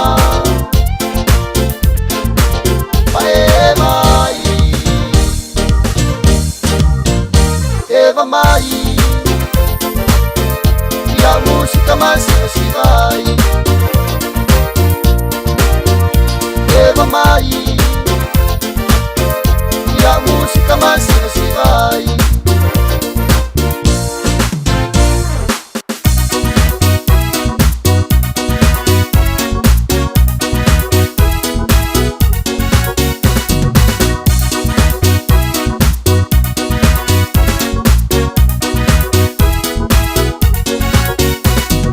Bang,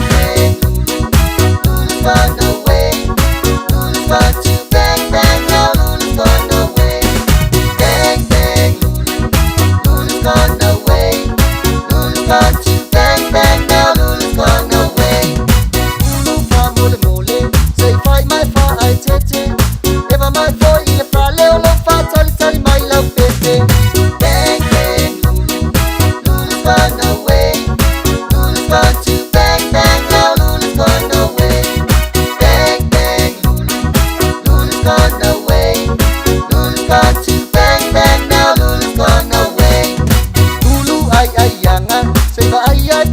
va au ole me ke ma ua kau ai umai fa fo lava lava bang bang Lulu's gone away Lulu's gone to bang bang now Lulu's gone away bang bang Lulu's gone away Lulu's gone to bang bang now Lulu's gone away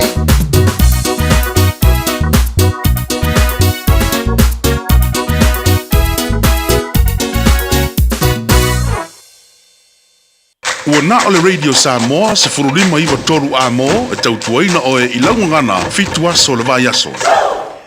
Tami tula mai ono minute ona tāne o le tula tolu tāne tolu au na tātou tāla i vai whanua le ngana peratania a ngai atu i le sulema minute e te ai le tula tolu yo wawe atu o sia wo ya prince le tautua le Castle Beds Appliances ia apa le tulai tolu le fiona pretua ia Natasha mai dual programe na yalumpa na pe atu sai balfa moe moe ia on tato sa bali atu i lea i le si tato programe think a minute le taina le fa ia pe atu sai balfa moe moe tani tulai fa melo au batu lo fa ba tato tau ma vai ia manuia po i oto manuia po ia po whanga ne fiafi to whata lofa tu le nganga pa alo e le mamanu o tātou no mai se nai o tua asin sina tu lowo to pa ia mo to manu ia lofa le ia molo to soi fu to lo le tino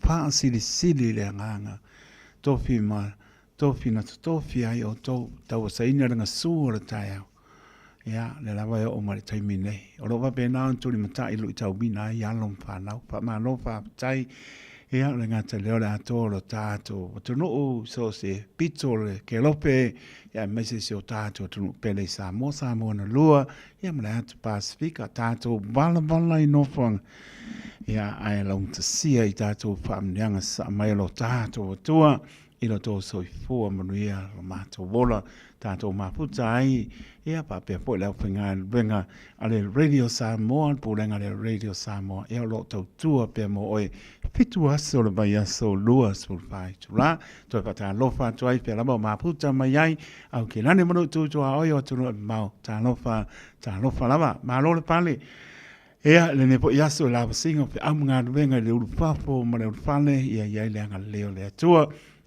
ia maua le mano longa po le aso tai pe audio le anga le tato mtai pa talo tu ya chef tanga ta uli tanga ta uli ya lo fatu mano lava lo pa talo pa mai wa tu si pepa tu no fono o mai ainga manos tu si pepa tu no fono po ma ainga i o tara lo pa tele atu ya pa pe la fo ia Halo sina ati ya pamela upo malang pa ka ul back and save I New North Road merape Marietta P mala hainga lo patela tu manola bale mai ai pe mai ya Michelle Albert Moffat my that's fantastic wala ado fatu Aaron Silla kamo Rona ya la usawa ko mose ado fatu Aaron Silla pa tu ya mai po mano falo tai ma mai le ngata lea ma lo lava Joyce wata ya Julian ya ma lo lava ma mai o to lava langa ia pa felio pa solo ya ma lo lava ka to mo pele nganga ya ma vi le li so ni mai mo ta to ya lo pat po ya Sarah Souls malainga ya neti bo ya ma lo lava pa tai ma mai ya Chris abendolio alo pantu akifio so ya mai la to umala ma puta mai lungo le apia folinga ma lungo le YouTube channel alo fa teleatu mnuia po panga to lungo le ala pa mole please ya awol fa nga ina telefoni ya ta wala ma ka ki la lo ke fongi fa o te mo to ma lo kai mi nga sa lo to ni mo to ma lo ka ke fongi pe po e ka ngo o le na saunga le mole na ta wole ro le mole pasia moli fa mole tamatau mo nga male le lo po ai lai o mai ai tu di lo sa o le green light ya I think go longa ko mori mo kamala o mai le ba le langi malo lang tulo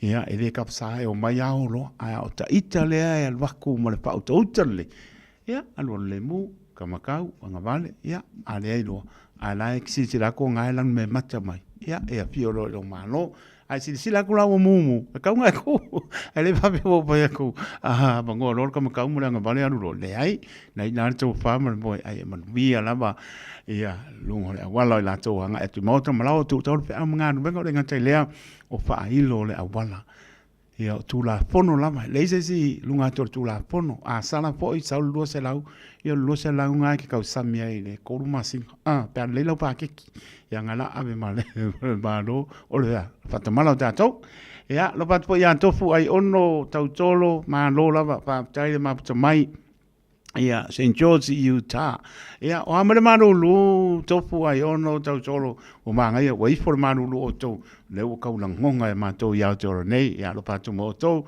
ia tu no e mamau o le o batu o ko la laka ai se wa vai po femela ia o sau ko le masangi ba ai masingi o ke le masingi se va vai po femela e ka ko nis peritani ia o le na ia le na mai seki a ka ko ai mania la to tu tonu pe anga ruenga wanga ia tu mo to malao pa mnia la ta po inga sa mo la openga ring stofi ia lo fa tu pa ta lo va so e ka le sia la openga ring stofi le tu pa ma lo nga lue tu tu lo tu po ma le tu no pa ma lo pa tai ia o fa lo fa mi pa ta lo pa tu sia e ka le sia pele le loto e fa ka asai worry levanta to bala ia tanto felo inga ngi ka ko pese o le por fiku ka ko pese o sui mai po le pa le ia felo ai na nei ia ma foi manto fa le nga sunga to ina ia ma tanga fa le nga ma tu ala ia no fa la torta to ka le sia sunga am pa tu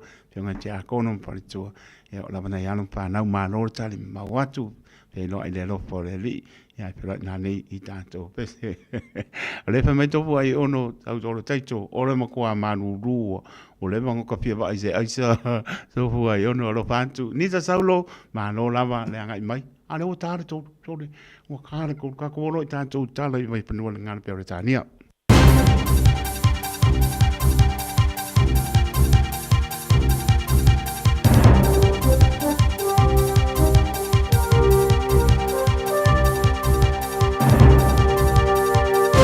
In this update, New Zealand First MP Shane Jones is threatening to withhold Waitangi funding over some actions at the commemorations.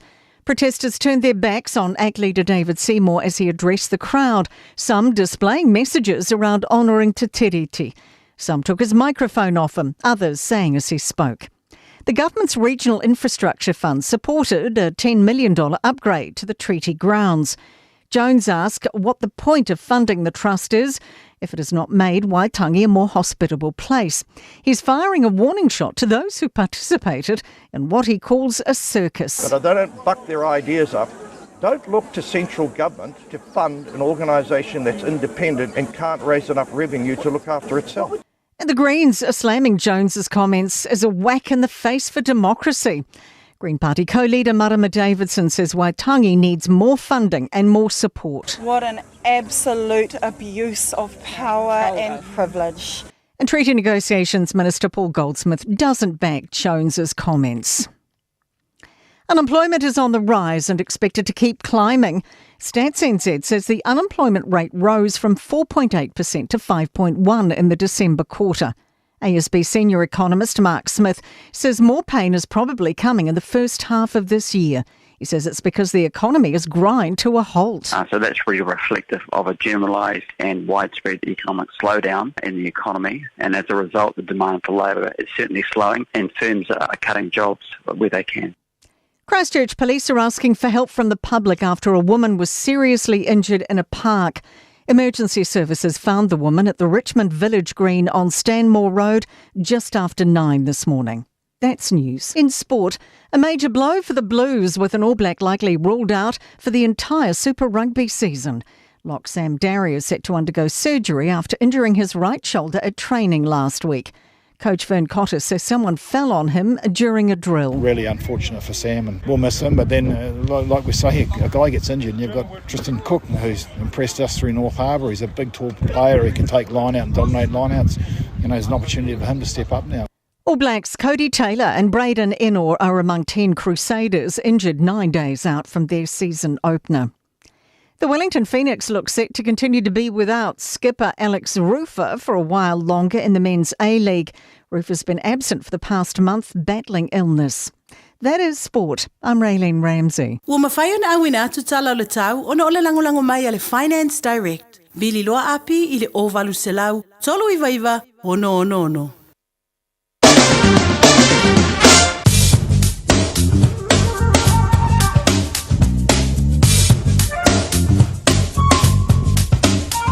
Papongar marore tino le wina to tanto tala I vai panua le ngana Peretania. Se venga tala le tau mo si fil marore tanto no lo to mal vela pa moina ki lani lua su le mar maulunga ma panapana e a olona maru le fiapi su mai fitu lo to mal sa priangi mai sa te sifo a wawani spainga o ki lani le so winga le tau le aso taiola sa malo lo le Sophie lo su le ma vole bela pa mawina ia malona manu le fiapi spul maleono pa uti munga a waola sa taiao ma nei le tau le faraile lo spul fitu le ma pana ia malona manu le fiapi spul ma fitu ai mai a wao po nisi paenga o aukilani le aso faraile o tu le aso na I pa pena pa uti munga a wao po lo spul fitu le bela pa mawina ia malona manu le fiapi spul ma fitu to pa ta lopa jo ta jo tro pele Samoa lofa te le aso mato ia tno mau lo to mau per moina mai Samoa lo spruiva le mapana lo spruono le malu le fiafia lo awon spaenga si o tanto no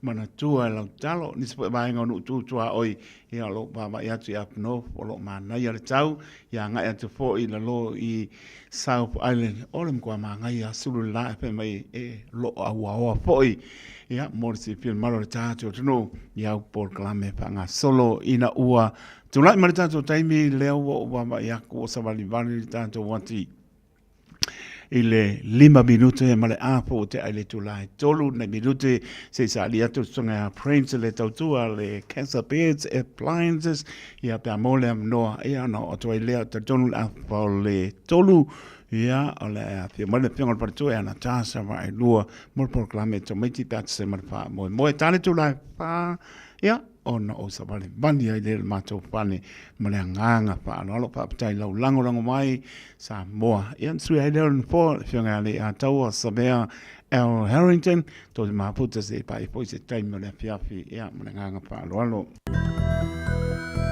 Homeowners, talofa lava. My name is Api and I have a special offer for our families today. If you require personal financial services, I'm only a phone call away. Call me today on Orualua Ovalu Fafa Lima Tolu Tolu. Hey, hey! Oh!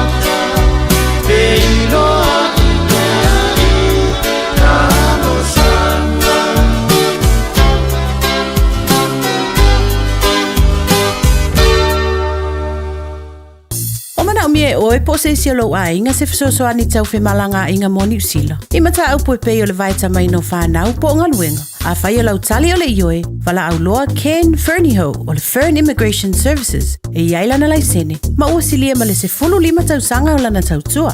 E toa tele tangata o fisosoani iai Ken, I mata upu tau whemalanga inga. E au fia ai mata upu na o atu le tribunal, ma apili le minister. Tanga iane i le mata o Facebook, ma le upenga te whailangi I moli mau. Mo nisi whamtalanga, wala au mai le Fern Immigration Services, ma tala noa ia Luisa, I le oiwa, lua ono lua, tolu lua lima tolu. Lua ono lua, tolu lua lima tolu. Po le o lua tasi, tasi lima tasi, o lima. O le vetu au lele ma le vetu ta iala o ngā amata e mawalunga lana au nanga tau early childhood education po ua o ngā amata Samoa ma le Pasifika I Mangele e iai whaia o ngā le stala ma whaia o ngā lango wa lava tā pena mo le awa o ina o le whanau. E uti avanoa o lo o tutoe aua lai te whaatuai ai lesi tala nei loa lo walo kala au mai I le olua tasi tolu lima fitu valu iwa fitu. Olua tasi tolu lima fitu valu iwa fitu e whaatulanga ai se taimi e te asi mai ai. Talofa Samoa, o Ateshna Ryan, o le Licensed Immigration Advisor mo le Auckland South Immigration Consultants. E visosoani mo so se tu ai ngā visa e malanga mai New Zealand po Australia. Telefoni mai nei loa I le o valu o tasi ono valu whawhitu lua. Po le olua tasi ono valu fitu lua tolu o. O le talofa voucher ua whaingofi ai a inga I New Zealand, Australia ma Amerika. O le tutongi whaatau ia a Liki Wholesale, Farmer Joe, Frankie's, Bluebird, ma le tele o whalaoloi upolu ma Savai. O ma whaiona tongi ai leu tuina o Tavale I Pampenisini e tole foi whangalii, sa valalo ma fasto uta. Whapea le amatanga petrol station I Salelolonga ma lalo malava. Lafo nei lo se talofa voucher mo loa inga I Samoa I le Pacific40.com. Malo soy fua, o se fufonga Samoa, Radio Samoa, tasilima iwa tolu amo, se kia Radio Samoa.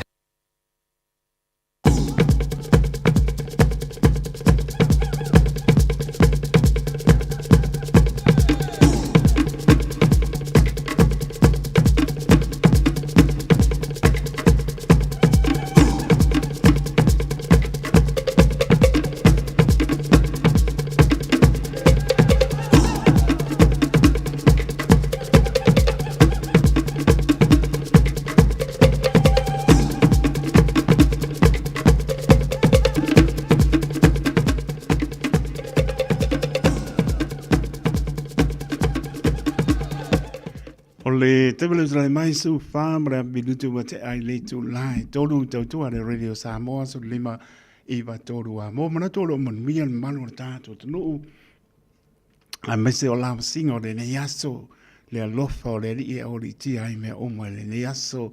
Ia malona vi inga i le au noa mai o tōpi ngana mo tātou loto e vivi ia sa oman papo e lona vi inga me sili ia saunia lo tō sa fōma tātou wola. Ai patano vātu leo so ia to ola le tu mara inga papai ia pepo ia William Lux tofu ai ono tautoro ia ma lo lava ko i foi ma fan o lava nga manu nu ai mai nei ia le umor so ta inga male pule o le tautu ale casa pet e appliances and opat sin sunga Prince ta lofa lava. How are you, my man? Lofa lava uso ta lofa lava Samoa. Wamai oi uso, I am very, very good uso. Wamai oi. Yeah, I'm very well, thank you. Indeed, I just got back yesterday from the island. I was looking for you at the Paradise, but sorry.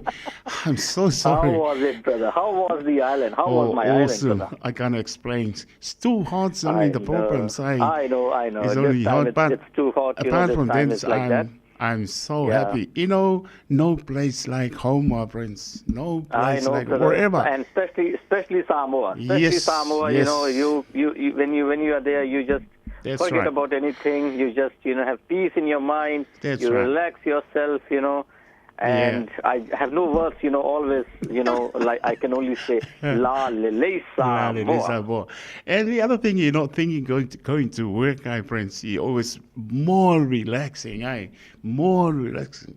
Just sleep in, get up in the morning, go to the gym or walking around, but some nice, beautiful sunshine at the island.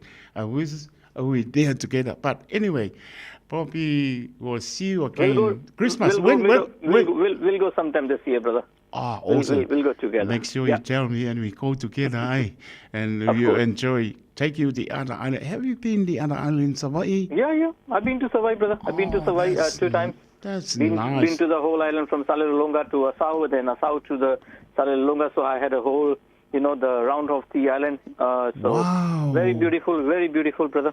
Very Yes. big, but bigger than Upolu. Yeah, I feel like stay there. I don't know where you come back. I was lucky. Yeah, I'm very lucky. I'm back in time. So Manu's in the hospital. Oh yeah, he was telling me. He was telling me last week. Yes, no. Well, it's all right. But I'm happy. I'm back in the studio, and how to serve you guys. Yeah. But how's the business, Brent? Yeah, all blessings, brother. Business going good, and thank you for always, Radio Samoa listeners, their support, and Samoan community always. I'm very, very grateful to the God and Very Radio good. Samoa listeners, That's and good. Samoan community who always come and support us like a family. So very grateful, very, very grateful. Very good. Any business, it's a problem. It's long hours, It's long hours, but patience is the main thing. Whatever you do, business, patience is the main thing, Prince. Yes, that's right, brother. It tests your patience a lot. So, but when you believe in yourself, you believe in Lord, things right. happens for you. That's right. Oh, well, we go business now. Number one, Yes. Prince, please. So, Uso, I've got 4 specials again. So, first special is a phone combo deal we have for our Radio Samoa listeners. So, we have got the iPhone and the Samsung. Both are the latest ones. So, we have got the iPhone 16 and the Samsung S25. And they comes with the Bluetooth party box speaker, which comes with 2 wireless mics as well. And the weekly price is $19 per week. Sifulu iwatara vayaso. And when you mention Radio Samoa, you will also get the Alofa free Bluetooth earpods. Very good, Prince. That's all. Special one nasa mo to no pele iPhone 10, Samsung Lufu 5 mobile speaker ya mai support ele lelo fesili ya tata noi me o malava tele fo I mo to malawa e mobile of your fear better no ya Prince Leonard is only $19 per week. And lelo tata no ya Prince I mentioned for the Radio Samoa yang mo for the Samoa lofa ya malisunga Prince number 2 special Prince. Yeah, Fapitoa, Lelua. Also, that's the launch suite special we have. So it's we have got a launch suite starting from like $14, $15 weekly, $13 weekly. But this launch suite is a fabric launch suite, which is a 6-seater launch suite with the ottoman. So altogether, it has 7 seaters. And the weekly price for this fabric launch suite, no for Tolu, no for Lua, no for Tassi, with the ottoman, only for $25 per week. $25 per week. And don't forget your mea lofa when you mention Radio Samoa. Very good.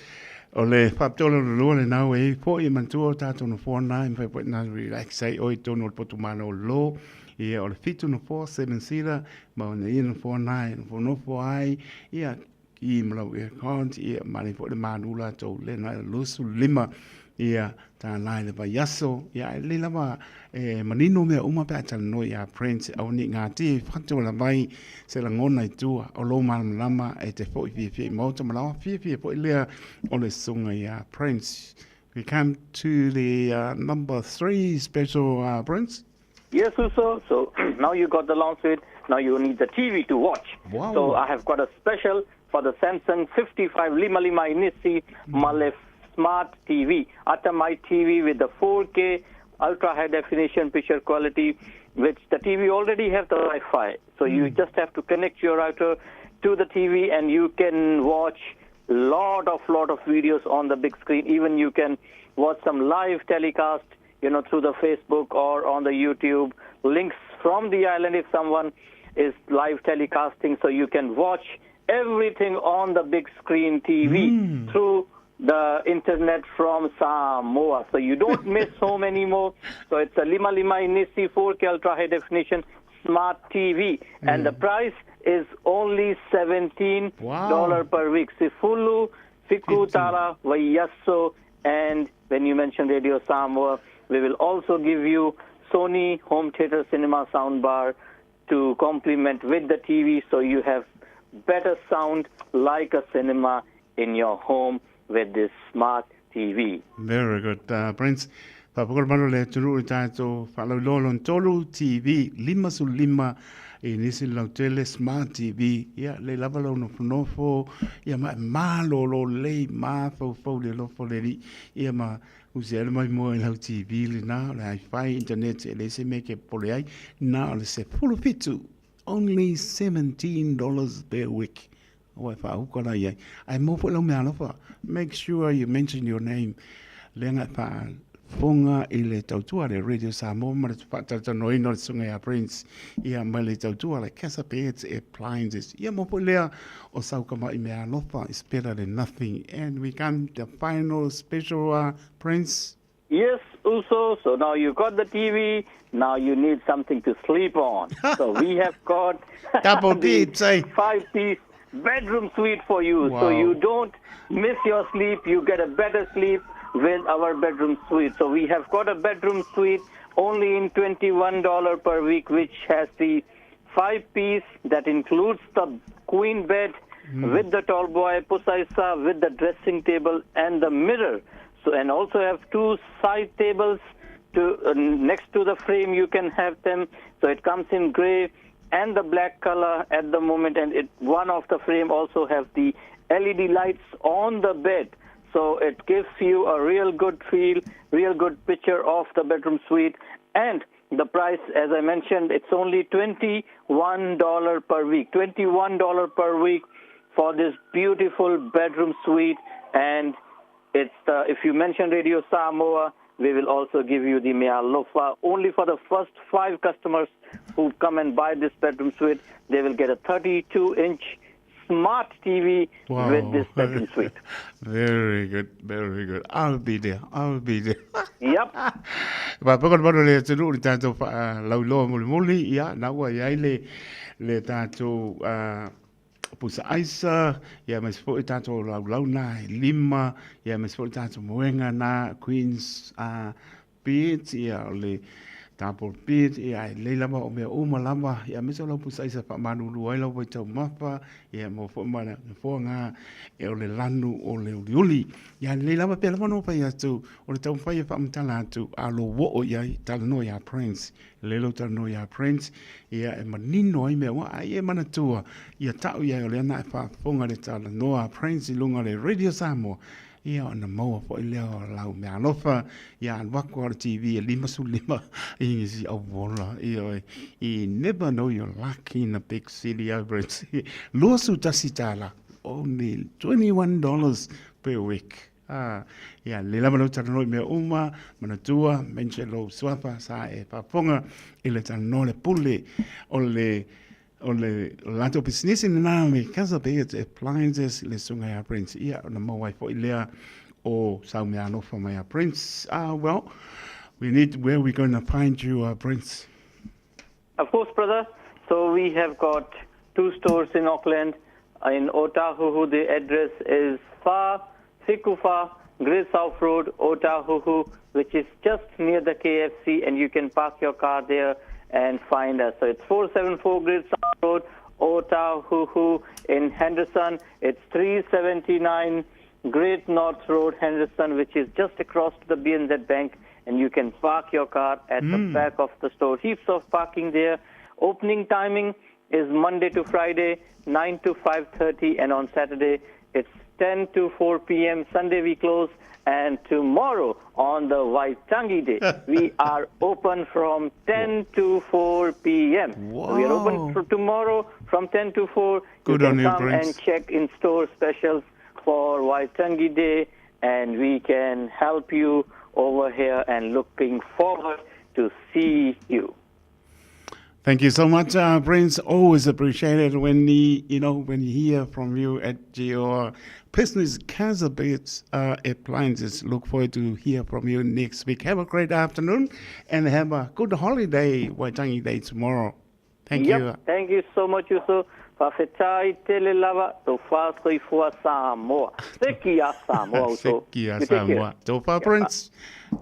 Ia, o le sunga ia Prince. Pela mono vai atu, e whaatata ponga ni staimi ale manino mea umai te alu mono fia fia.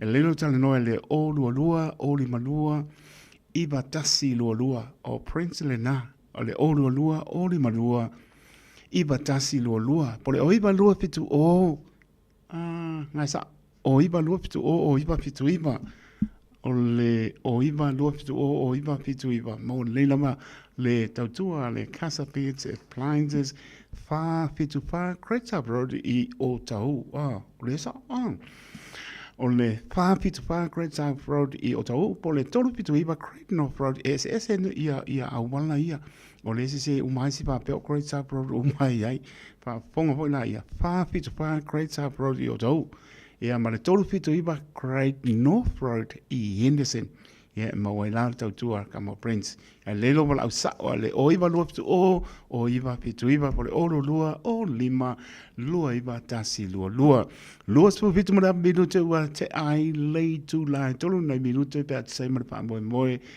ia al por klambea nai tamaiti a te tonu ia o lo manuia lava le malo si o tato tonu le alofo le li leo ngā tonu o le payaso le salima o February lua o lo lima familia le li I la singa o le nei aso e mese o le taha pa inga le malo le asino nau pa inga le vena tutofi tu asina sina alofa te le ate o lava na ialon whanau ia o fo I mai a onga ia alofa te le ate mo tau mnuia po le asa mano loa tai hao se Italia ia pe patonu ina programe na tamaiti se uso ia tasi sau fo ngā lua ia mare alofa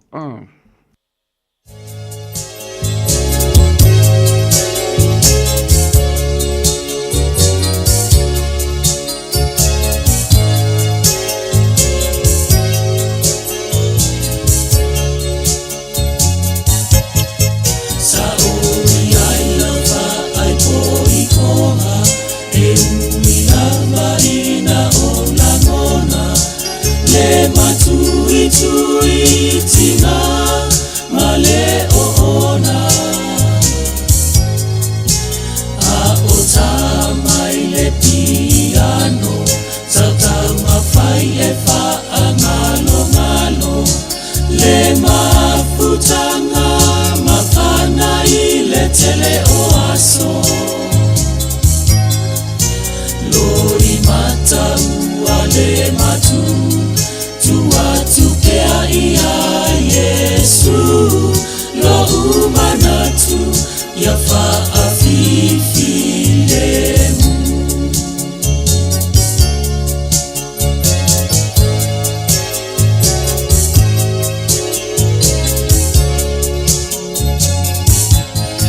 na ova aya lo fia ele mabailo tausa Oloi mata ua malingi leo otia a ofeta lai le fai te au fasololo uma fau I se te epe ua langata tau loi mata ua le uma Tatalo lele o ile tama au mai se kali au wane I matanga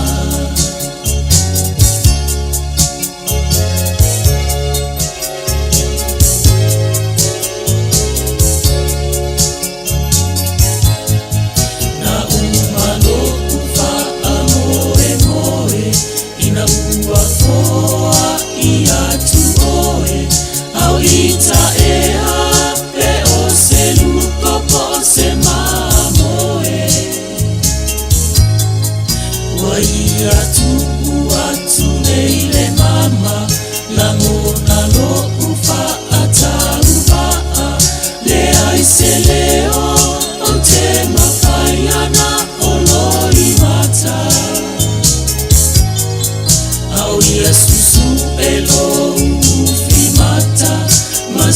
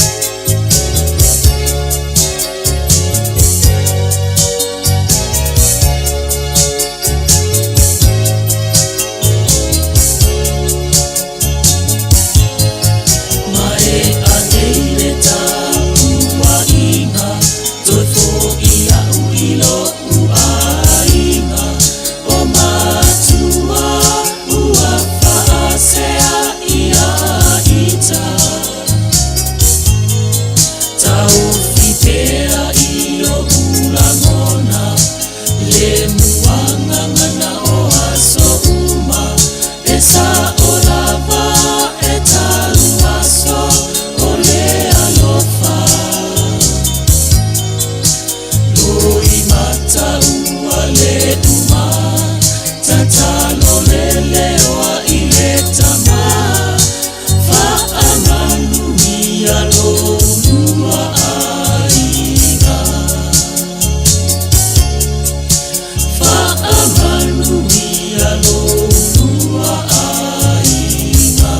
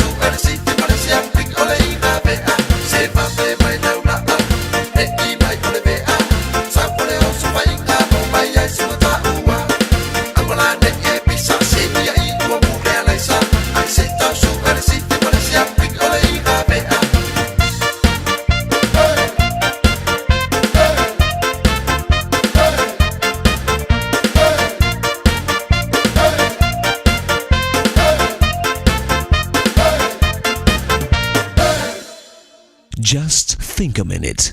It could change everything.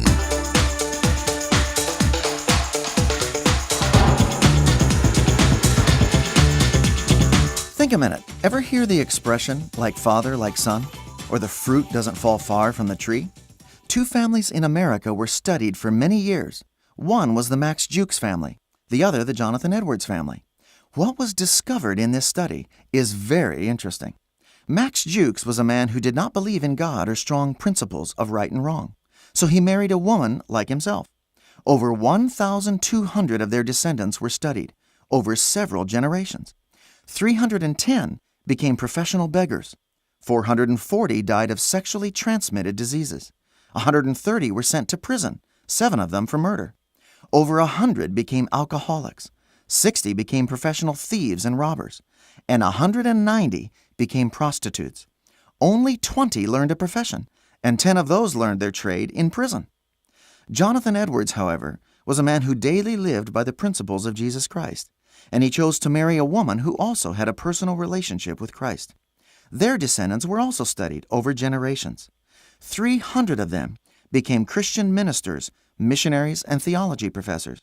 Over 100 others became university professors. Another 100 became lawyers and attorneys. 30 became judges. 60 became medical doctors. Another 60 became writers of published classic books. 14 became presidents of universities. Many others became successful business people. 3 became United States congressmen, and 1 became the vice president of the United States. It's rather obvious that our children end up following our example more than following our advice.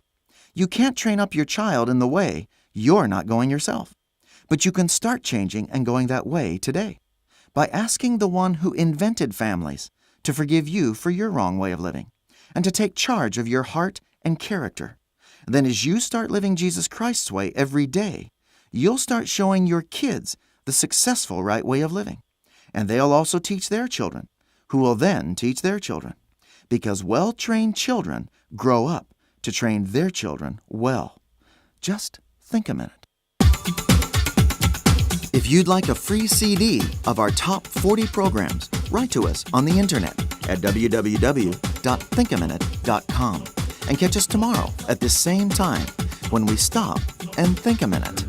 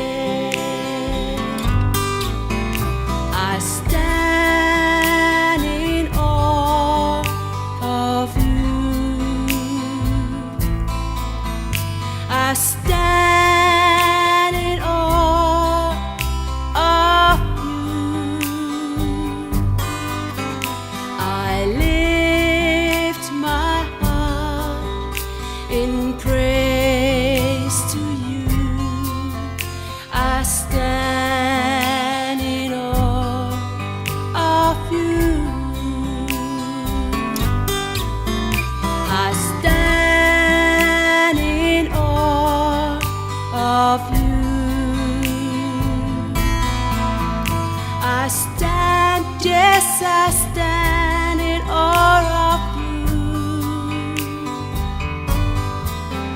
I bow in worship at your feet. I stand in awe of you. How can I explain your love, your peace, and your grace? Words alone cannot express the language of my heart for you. Master planner, Lord of all, marvelously faithful and true. Marvelously faithful and true. Etonu mafa'amaoni oe. Etonu mafa'amaoni oe. Etonu mafa'amaoni lava oe.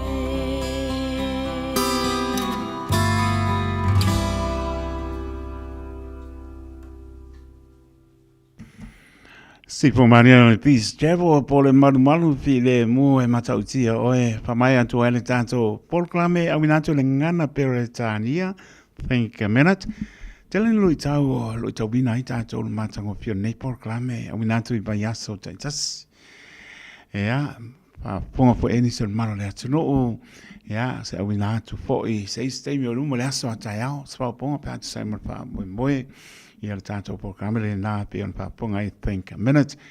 Taipi tu lai mai su lima minute ona tāne o le tulai whā, tāne whā. Tare tonu o le tautua le whionga I Miriama Lana tō po mare mai o sāni e tātou tālai pe on masani le tulai whā. Ai whamanu lū, na yalum whāna o mare le tunu, whamanu lū mai. Le whionga le paritua ia Natasha mai lua o no nisi o tutuangia le maalo pia. Wa whenga e po nei taimi o le whatau nu ina le tau proclame. Ia e pai aso le li tamaiti ia lai mori mai ano whaanga le paritua ia Natasha wa e lua mo tau malama la tau pei loa I staimi o I luma ai pai mai manuia le tau waitangi tei. Ia mena e wha manurua tua ina I tamaiti ia o le lamba mai si a tau bo le whenga le paritua ia Natasha wa e lua por cambio la tamaiti ia pai aso le li. Ale ala lau kanga waku le pese ma ngai ale mo tau wa lofa tele atu tau tua nāle ngana numera tasi le nā soifua e aitou mātua maura e taito maua o tau ngoto I lo roto le tama mana teine ese lo fia lumnai. Whaperetania pa sa moa o le mānai ia fia na iau mātua me se o lau whaiwhi au lau a ngā sā lo tunu ia me se fwe o nisi o ainga. Ale pese la lea mo o tau tamaiti a lofa atu ai taito mo o tau manu ia tau asa mano loa tai au.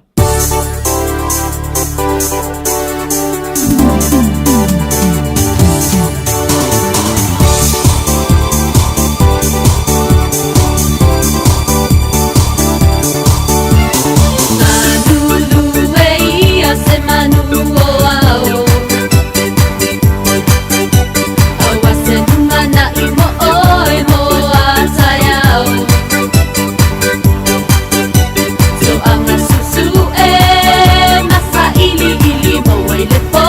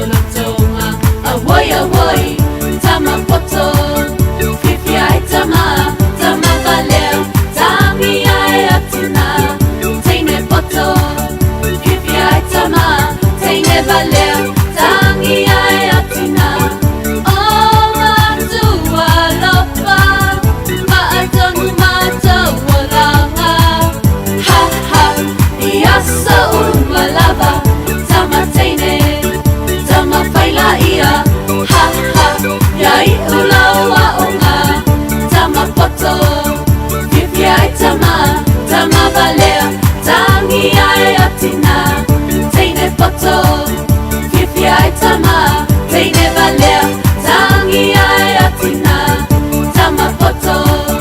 Fifi ai tama, tama valea, tangi ai atina. Oh matua lopa, paatonu matua langa. Ha ha, iaso umalava, tama teine, tama faila ia. Ha ha, yai ulaua oma.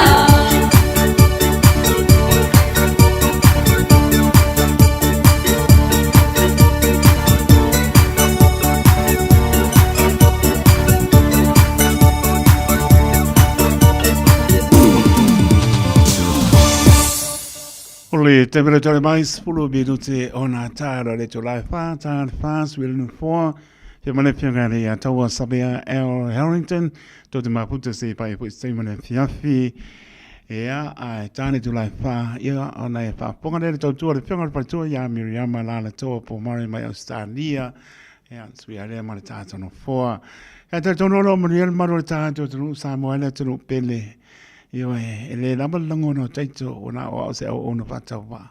Fia fa aptai ni upu se tele. E a te tonu lama fa lava atu le li lo patawa i la ia fa malia i la lauta po inga fa afetai tele sa mole atunu e pele e le loto taito. Fa aptai lauta po inga pa tapo ia malia sa tato bala to e felo i le matango fia o le li. Tu maulu tātou whātua tua e moni mwha maoni le tua ia i tātou. O alawa me tātou te bala au watu e la ngona le pa i mai o le anganga pa i o le li. So soani sili leo tātou. E leo pōrisi le fia ngase o lo i aina mālo sa moa. Ai mawhana whana le whaatasi mai o le tua. Wa utau taritonu. A o le taime o lana fio e fia o ma tātou. Tātou te mo mia le wha maoni.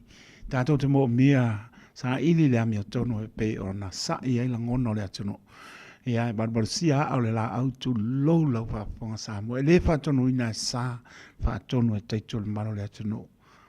E oi, ai barbar sia au le la au matu atu i o tapa mau perto o bai. O lou whatu o tua mare tato o tari tonu tu whaatasi atu i le atua. Tali le atua. E meo lo tātou tā lia i nei. Te mo o mia lama le ami o tonu, te mo o mia i le whamaoni. Whapena fo i lo whatawa. Ai tātou te tāno tu patasi le atua, o se tani e mai le atua, tātou pia uma. I ne e mai po se tani i ai tātou, whapena fo on tātou me milo. Ma langona i lama le mafuti o tō pina ngana mo tātou loto. Ai tātou whātou tua ma le tō tari tonu e peon tō tātou. Ta ua i lea taimi le baba ai pea tu watu i lea tua. Tu watu i lea tua e tali mai lea tua. E oi, sila pia lea tua me uma. A pai lama se le whai unga i lunga i ai lātou. Ai fia tātou wa lo tātou te talo. A pai le tonu ala tātou. Ai a pai lama moni mpa maoni le whai unga o whai. Tātou fia wa mai lea tua o lau lei. Tali ai le ngase o levan tu pe sili ai le ngona i mea o levan taun sila fia mai loe tātou e ai pangalea. E leo o iari sila fia mai loa. Pea lava e ta amilo le tangata e leise me te lafi ai. Leise me te lilo ai, leise me o te lafi ai, leise me o te lilo ai sila pangapa ia le atua. Pau lava tau tino solo le tamalo am tātou atu pa maulalo i lumo le atua. Tali ale atua. Le pitola aule nane tua awane o tātou a apa iai. Ni ia whaina i tātou li sila whangati a le tua. I ona maua i leo le tātou whanau. No sa mora tunu pele o le nā. La fwa i le tua, tā lia whaamsinonga o lana o ona. Ia mai sipo ta maali i o lo tālia. Mai e le tua lon while mō tāli whaali ali. Ia ma le whaamasino. Hami o tonu o le tua i ta i o le malo. To tonu o le kāpeneta ministampa i pule. Pe se mea tau i malai le sila pangati a le atua. Tātou tupa tasi o tō pinangana mo tātou loto ta talo i le atua. Tali le atua maua tātou fia. Ua mai e mas tau tua patau wa le au ona e le aispai bai asa ma se mau sa moa le atu no pele. Tau mwhaina i atoa o atu o liursa. Pe maleu pu ale tunu o tō tau tai sen nātu iama. A pai wa se uta tonu tai whāto esen wha maularo tai tō lea tanu wha mā ngalo ma lea ona whātau wā. Pusia i tātou e lona lofa ma lona hangare lei. Fia si le sila mai leli. A lofa te lea. Pera ma puta mai au ki lani manu tūtua o i o te no e ma mau a lofa taito. Manuia po panga le nefi afi la tau lunga le ala pui le le tau so i fuata no i mauta malawa pe loa i maainga awar whao ngainga telefoni. Ta awar le rolo le mo le pasia moni. Nei loa mea tupu ai. Whamnia le atua. A lofa malu le atunu. Pe ina po le au whangarunga pa ia le atua. A lofa atu la atu. Ngā nuenga fola. Maua ni a nganga mo ia malona mano.